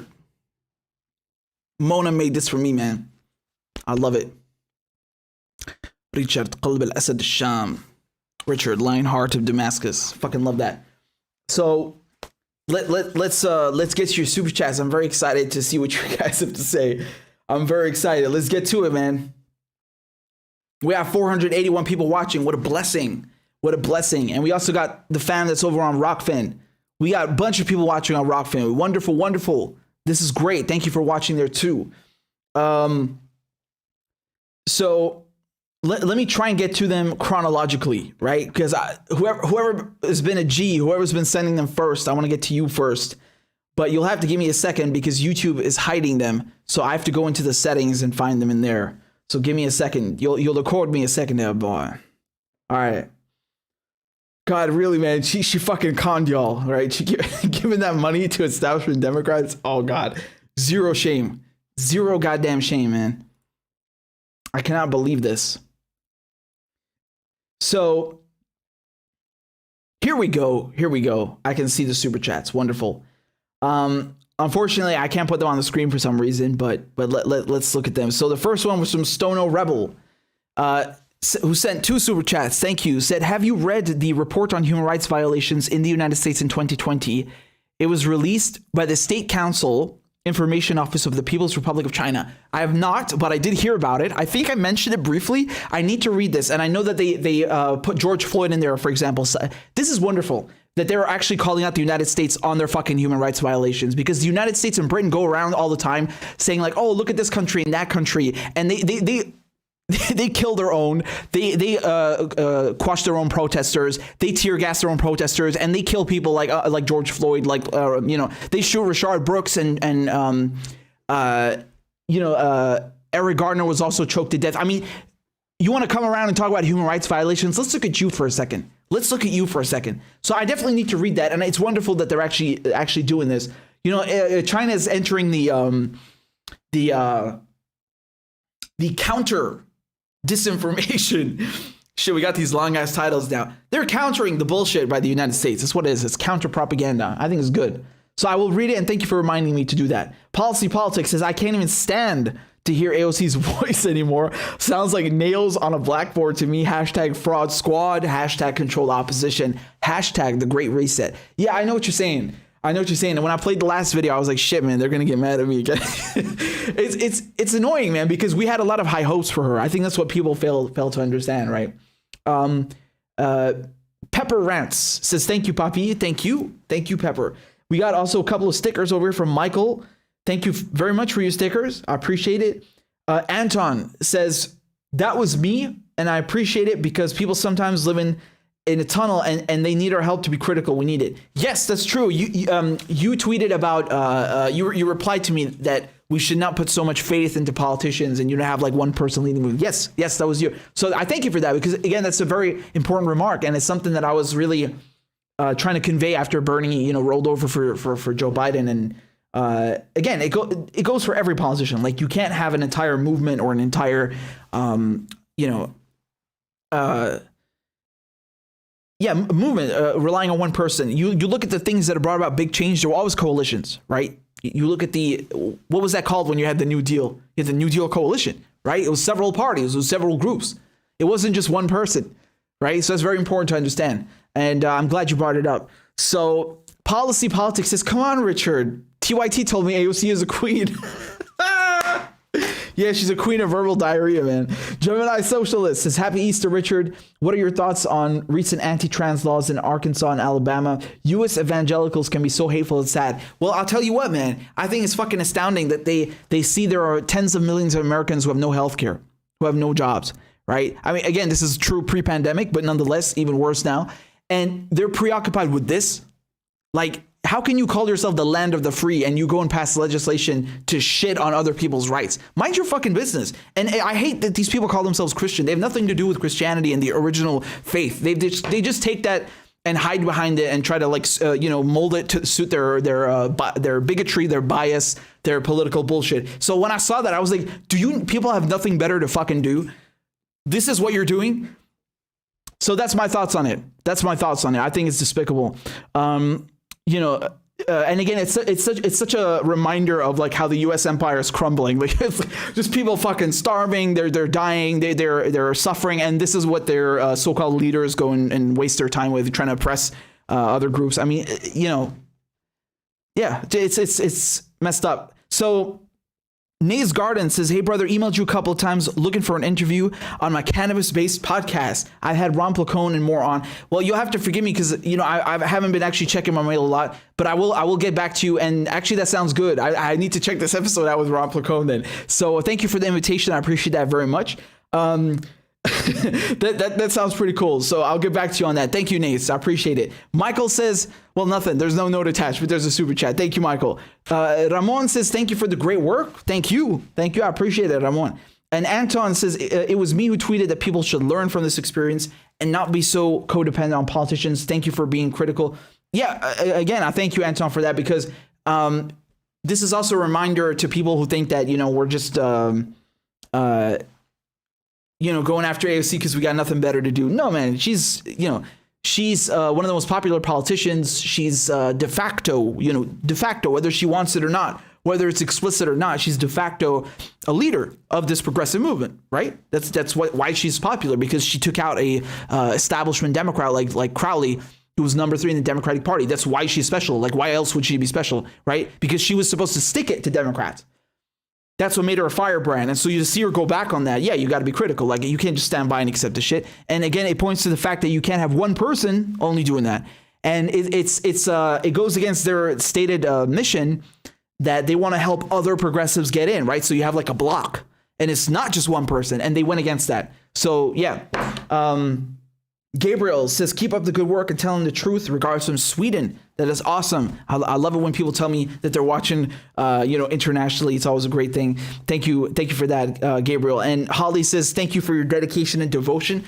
No need to thank me, but I appreciate it always. And Michael says, I truly appreciate the work you're doing, not only as a libertarian, but also someone who has autism. Keep up the good work. Thank you, Michael. And you actually sent 2 super chats, so thank you twice. And that makes me very happy to hear that. Thank you. Rip Sir Win says, long live the Syrian Arab Republic. Slemli Habibi, of course, always. Policy Politics says, please talk about the removal of the last American vagabond and have Ryan Christian on the show. I'll talk about it on my channel tomorrow. So, I mean, this is, again, a part of the... I'm not so familiar with what happened, but I'm pretty sure it's when his channel got removed, right? Which was just like a few weeks ago, along with Whitney Webb. She had her Patreon account taken down, and then also Vanessa Beeley had her YouTube channel removed. Like, there's a slew of people, and again, you saw Convo Couch, Graham Elwood, you saw Nico. Like, they're going after them, man. This is why I tell you guys to go sign up on Rockfin, because you think I'm making this shit up. Like, it happened to me as well, man. This is fucking serious, and this is why everyone's going and signing up on Rockfin. And again, we're almost at 5,000 on Rockfin. That's dope.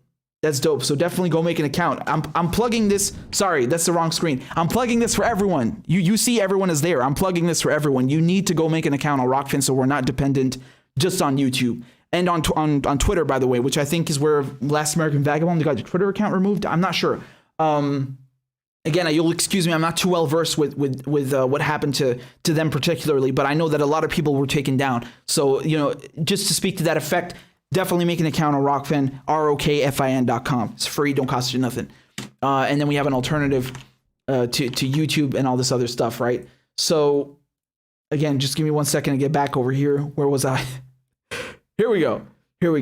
We got a super chat from Florin. Thank you very much. And Kuba says, keep doing what you're doing. I've learned a lot thanks to this show. Thank you. I appreciate that very much. And I'm glad to hear it. Pepper says, you got to love it if you watch how AOC talks. She looks like she's wanting to throw up as she's speaking. She knows what she's saying is horseshit. I don't know, man. I mean, I feel like she believes it. And that's an issue.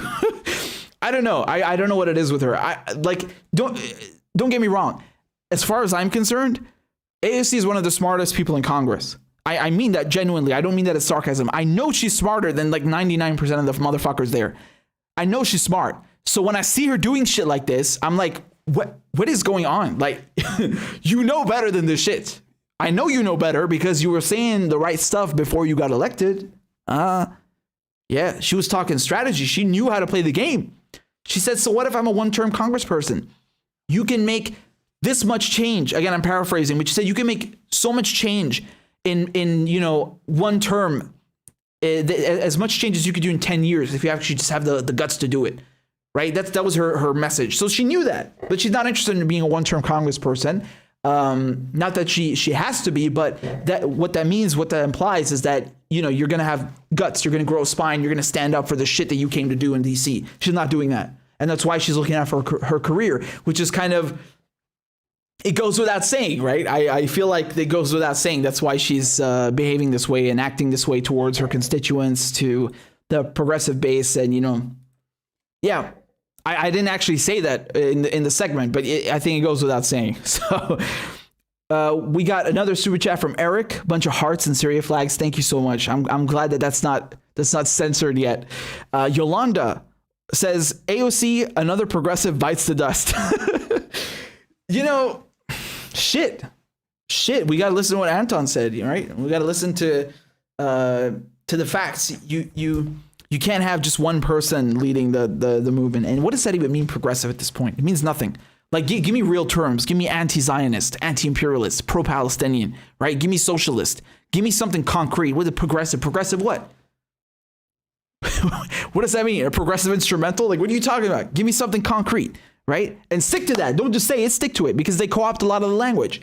They say shit like, oh yeah, I support they try to like condition it. They'll be like, I think Israel, it needs to have their peace and security, and I also support the rights of Palestinians. Hold on a second. Why should the rights of Palestinians be conditional upon Israel's peace and security? Israel's existence is a fucking violation of Palestinian rights to begin with. So that's a contradiction of terms. But they always do this. They try to co-opt the language and obfuscate and mix and match, and it goes over most people's heads, unfortunately. So that's my job. I'm a bullshit translator. As far as I'm concerned, I'm a bullshit translator. That's what it is, man. I got to decode their bullshit, or horse shit, as you eloquently put it.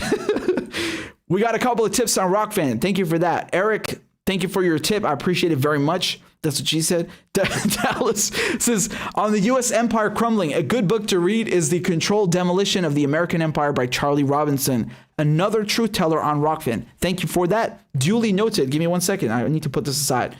You guys are always being very kind. So give me 1 second. Thank you for that. And that was from Dallas. Thank you.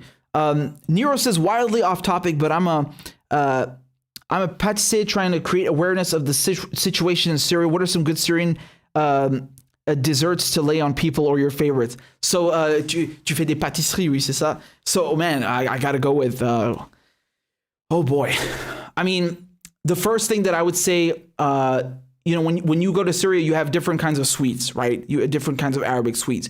Now, if you're talking about pâtisserie, you have these like chocolate colored and also vanilla, like really dry cake with a kind of layer of jam in the middle.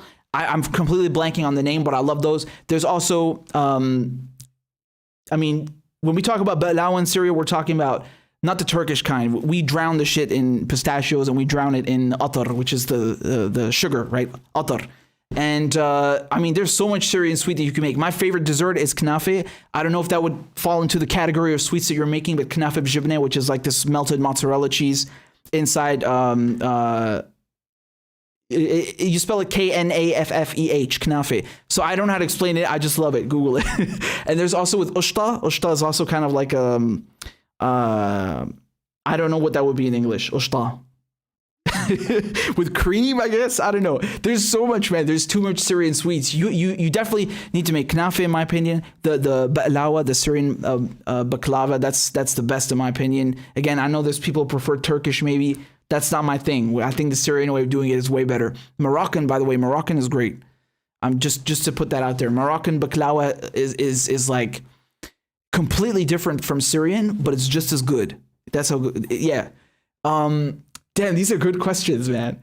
I need to pull these up on the screen, right? So I think this is worth putting up on the screen. Let's have a food session, right? You're gonna make my ass hungry, man. So, and the thing is, like if you look at the baklava in Syria, they all have different names as well, which I can't remember. But you have ones that it's like it looks like a bird's nest. And it has it's stuffed with a bunch of pistachios in there. So let's take a look over here. I'm going to jump into this. Yes, we're going to talk about food. You know it. This is one. This is one, the bird's nest I'm talking about. This is Boss. This is one of my favorites as well. All of them have pistachio, right? Like basically 99% have pistachio. These are good too, but this one and this one, these are my favorites, right? You can't go wrong. Again, they all have different names, but I can't for the life of me remember them. And, when we're talking about knafe, hold on, let me pull up knafe. So there we go, man. This is actually Palestinian, by the way. Let's be clear on that. This is Palestinian, right? It comes from a city in Palestine called Nablus, and that's why they call it Nablsiye. But we also call it knafe. It's the same thing. Nablsiye or knafe, it's the same thing. But it's Palestinian, and people love it eating in Syria. So this is definitely good, and it's sweet, but it has mozzarella in it. I don't know how to make it, but I love it. And so yeah, there's a lot of stuff to choose from, man. Like you'll go to the shops and they just have like boatloads of this stuff. Look at that. It's like an art, right? There's so many different kinds. So please, if you want to impress, you got to make the stuff, man. There you go. So yeah, you got the different kinds, different names. I think that might be here. Yeah, I don't know. Those are Anglo names for it. But anyway, so I hope that answers your question. I'm hungry now. God dang it, I'm hungry. Oh, that was good. So Thank you for that. I appreciate it. I hope that someone answers your question, Nero. Dallas says, happy Easter to all. Hopefully the Syrian people can get real freedom in the future. The same for all nations who are under the control of the 1%. Absolutely. And I really appreciate that. You know, again, we talk about solidarity with Venezuela, with Yemen, with Cuba, with Iran, with Lebanon, with Palestine, with Libya, right? With all of the nations that are under the control of the 1%, as you said.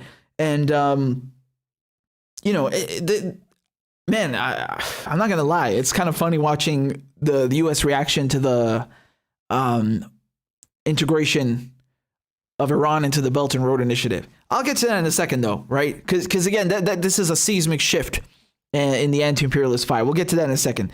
No Gods, No Masters says, codename AOC, Agent of Capital. Yeah, I've heard Alexandria Industrial Complex as well. These are good, man. You guys are coming up with good names. I love it.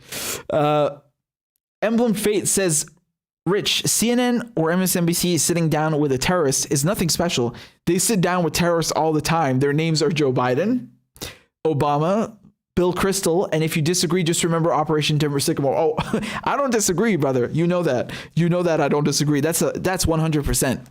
That's 100%. I don't know who. Someone actually responded that on Twitter to me, like, you know, here are some more pictures. Was that you? I don't know if that was you on Twitter, but like, here are some more pictures of war criminals, and it was just Bush and Obama and who else was with them? Biden? I don't know. Pick one. They're all the same shit. Absolutely, right? Absolutely. They're all glorified terrorists. Glorified, you know, bastards. So Rob B, there's no comment here, but thank you for the tip nonetheless. I'm very, very grateful for that. I'm trying to make sure I didn't miss anybody. Dallas's best way to a person's heart is through their stomach. Damn, this is making me get the munchies. Yep, I know, man. Oh, Nero says, dude, I just made knafe and people went nuts. See? Dude, you want to win my heart? Just send me knafe. I'm not even kidding, huh? I'm not even kidding. I have a PO box, so no, you can't send it; it'll go bad. But yo, that's really true, man. I'm glad people liked it, and really, you should look at the baklava, the Syrian style of making it. There's a lot to learn from that to do, and yeah, I can't remember those the chocolate things. I don't really like them particularly myself, but you know, they are good on occasion. They have jam in the middle. And they're kind of dry. I'll get someone to. Yeah. I can't remember. I'm just looking at the pictures. I'm like mesmerized. I was like scrolling past everything. Wow. Oh, this is good stuff, man. There's also ka'kab ajwe, right? Maybe I can show you what that is. Hold on. Ka'kab ajwe. I don't know how that would be spelt in Latin. Ajwe. No, nothing's coming up. It says Kag Beach.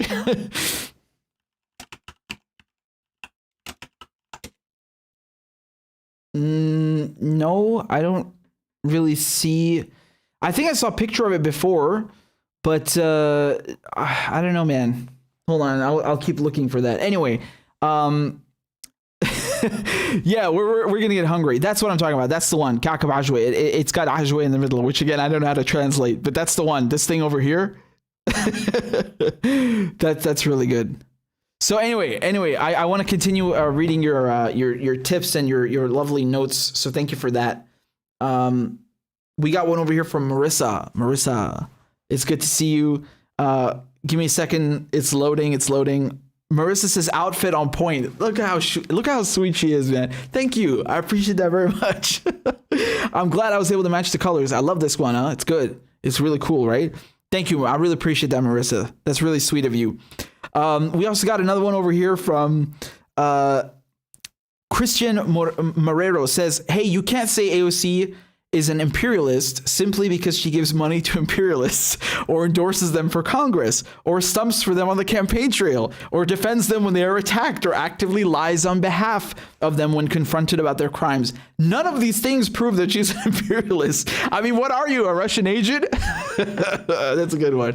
That's a good one, man. It's okay. You're right. You know what? I rescind. I rescind. I will withdraw my comments and bend over like a cucked foot soldier for MSNBC. Oh God. Right, man. You know, people, they have the evidence, they have the facts staring them in the face, and they just refuse to accept it. Right. But don't you dare say anything, or you're a bad faith actor. You're what was her poetic phrase against? You're doing a disservice to the cause of justice. Wow. Those are heavy fucking terms. Wow. Anyway, Jared says, see if you can get Chelsea Manning on for an interview, and that'd be the best thing on YouTube. Damn right it would. I've actually written to Chelsea before. I'm assuming she gets a lot of messages, so probably didn't see it, but I need to reach out to her again. I'd absolutely love to talk to her. She does a lot of Twitch streaming, right? I saw. But you know, Chelsea, I mean, she's a hero as far as I'm concerned, right? You know, she went to jail twice. She's been through a lot of shit because of you know, her bravery, her courage to expose war crimes. Right. And that's it. She's a hero. I have nothing more to say. She's a hero in the true sense of the term. Right. Just like Assange, just like Snowden. So I would absolutely love to have her on the show. I need to reach out to her again. Thank you for reminding me, Jared. It would be the best thing on YouTube. 100%. And there you go. So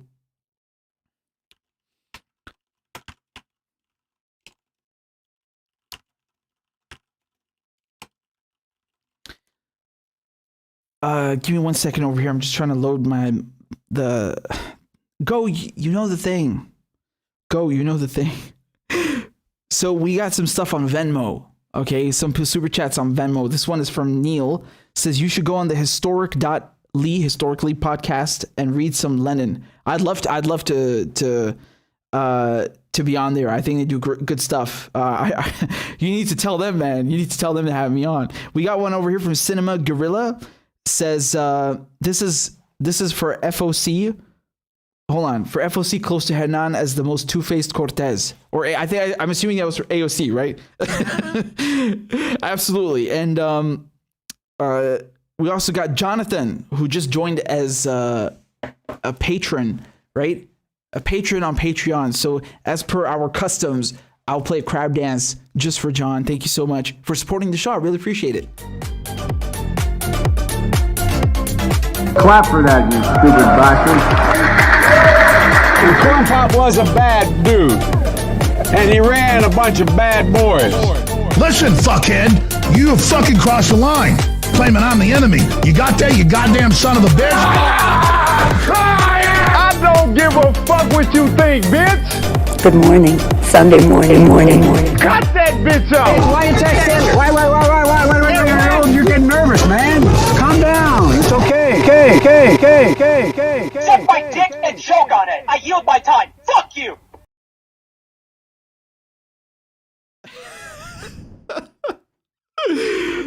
That was brilliant, right? I love the crab dance. I think right now we're just on the cusp. We're on the verge of surpassing 400 members. I have a new crab dance. I gotta get it out for you as soon as we do. So you know, with that said, I think we've been live for quite a time. It's time for me to plug the show.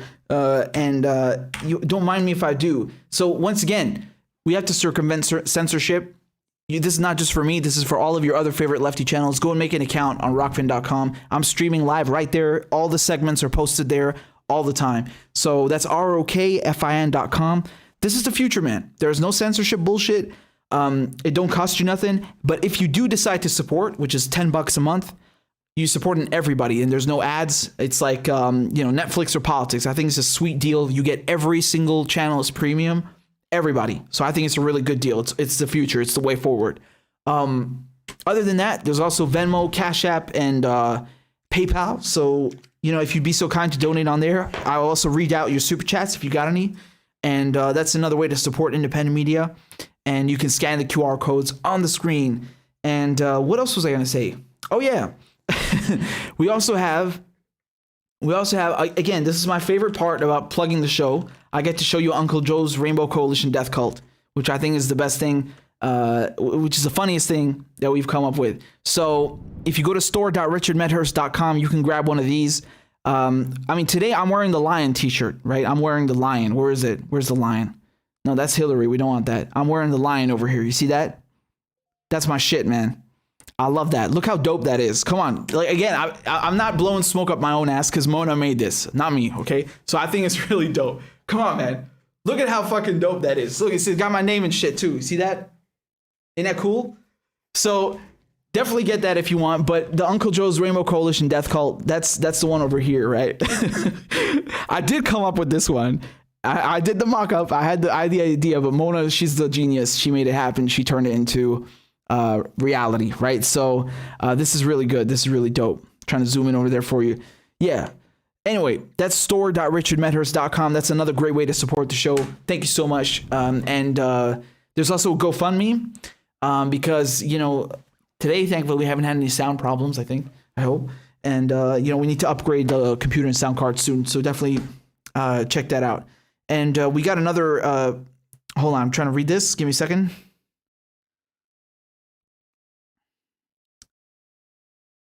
Chip sent a tip on Rockfin and says, Richard, I love all the art you have on the wall behind you. It looks like great. Looks like you have great taste in music.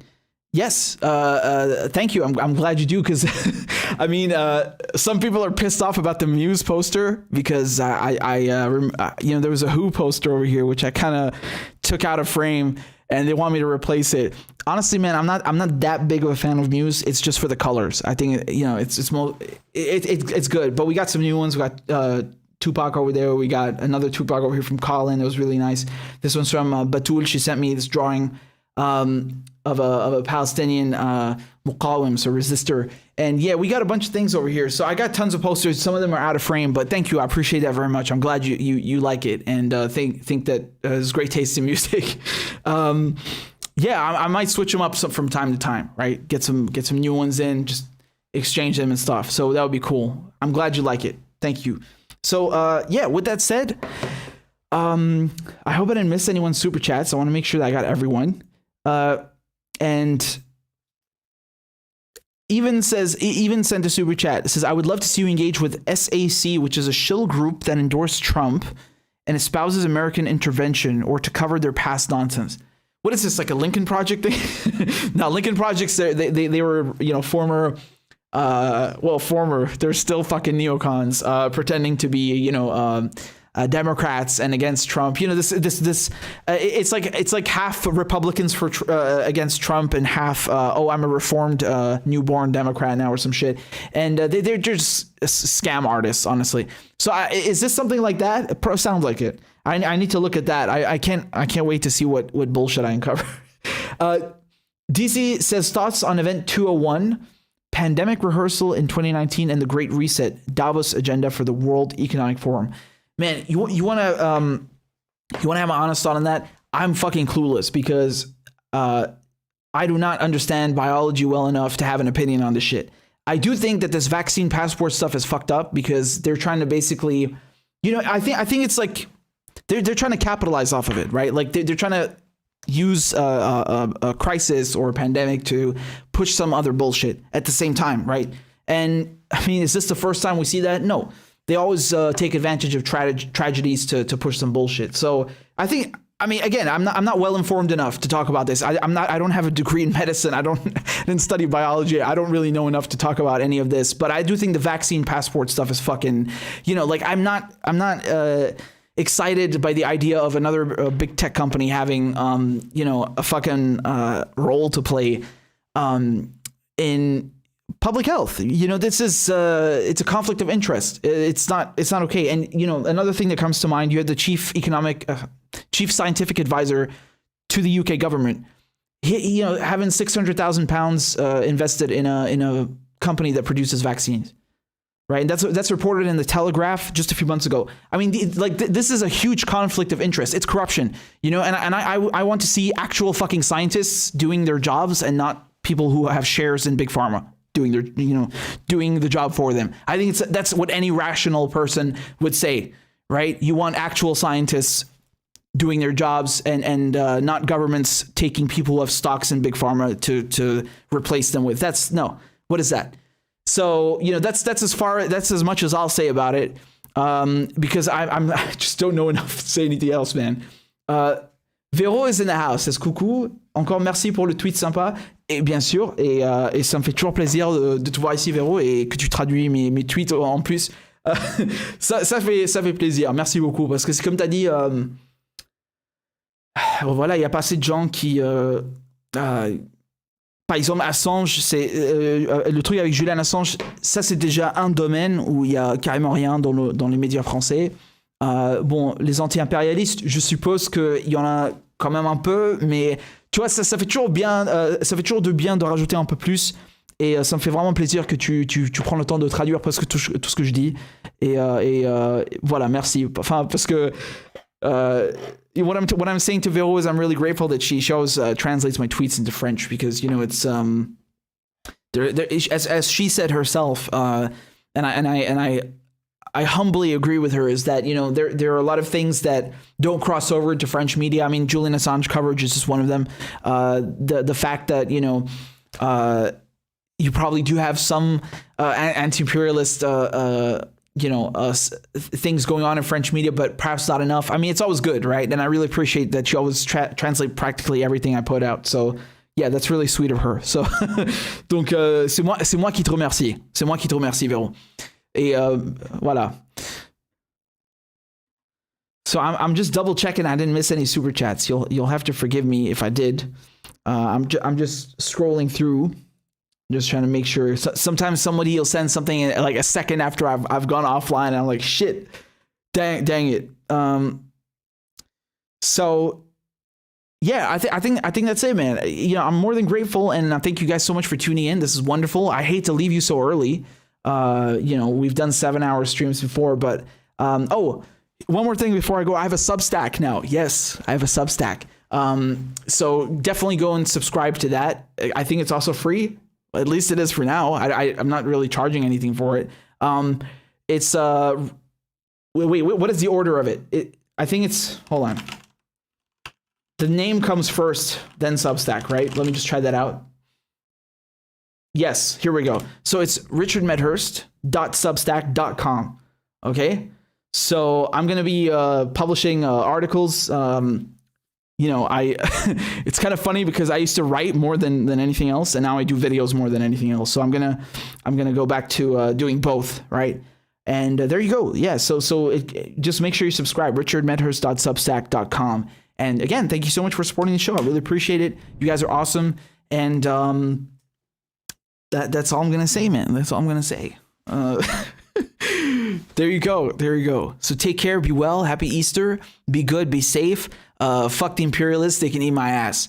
And you know, in the great words of Jazzy Baz, I love Jazzy Baz, which is a French rapper, right? He says nique le rap, je sais que du crari. Well, what I say is nique la politique, c'est que du crari, which is like, you know, well, voila, it means what it means. It means what it means. Nique la politique, c'est que du crari. So see you guys soon. Thank you so much for everything. And you know, hey, look, we already got 2 of you signing up on the Substack. Isn't that beautiful? Look at you guys. Look at how awesome you are. Thank you for that. And don't worry, I will never sell out like AOC. I laughed so hard at the comments because I was reading the comments of you guys on my April Fool's video where I said I was working for MSNBC now. And a lot of you believed that because I posted it on April 2nd, or at least I don't know what time zone it shows, because I posted it. I was doing it on April 1st and I posted the video afterwards. And a lot of you were like, oh my God, is this a joke or not? I got you, man. I got you. That was good. So no, don't worry. Look, it's coming in. Look at you guys. So I'm getting tons of emails. Wow, this is brilliant. One after the other. Again, richardmedhurst.substack.com. Thank you so much. I appreciate it. And yeah, you know what? I just want to say one thing, man. I find it fucking hilarious that you have people on online who are like, you know, they basically anyone they don't like, they call them names and they try to character assassinate them, and it's like, you know, they're sycophants. They're fucking sick in the head. They have this cult around AOC, and it's like, what is wrong with you? Like, what has she done for you, man? If she had done some shit for you, maybe I could like half understand it, but it's still not healthy to be, you know, idolizing politicians like that. Like, calm the fuck down. You know, and it's even worse that you expect a journalist to owe allegiance to like your favorite politician? Like, what is wrong with you? What is wrong with you? And especially an American politician. I don't give a fuck about American politicians. I don't owe them shit. They owe me, bitch. Like, they owe everyone else, not the other way around. Like what kind of fucked up mentality is that, right? Oh no, you're a grifter, right? Like anyone who uses that word, I'm just gonna deduct 10 IQ points automatically, okay? Because that just shows that you're a bad faith actor. Let's just co-opt all of AOC's language, right? So they can't say anything. You're doing a huge disservice to the course of justice, motherfucker. As I've already said. God. All right, guys, I'm gonna get the fuck out of here. Thank you for tuning in. This is not the Communicate. This is the Richard Medhurst show. So thank you for tuning in. And yeah, I'll see you guys next time. Thank you for supporting the show. You guys rock. Ma salame. Bye-bye.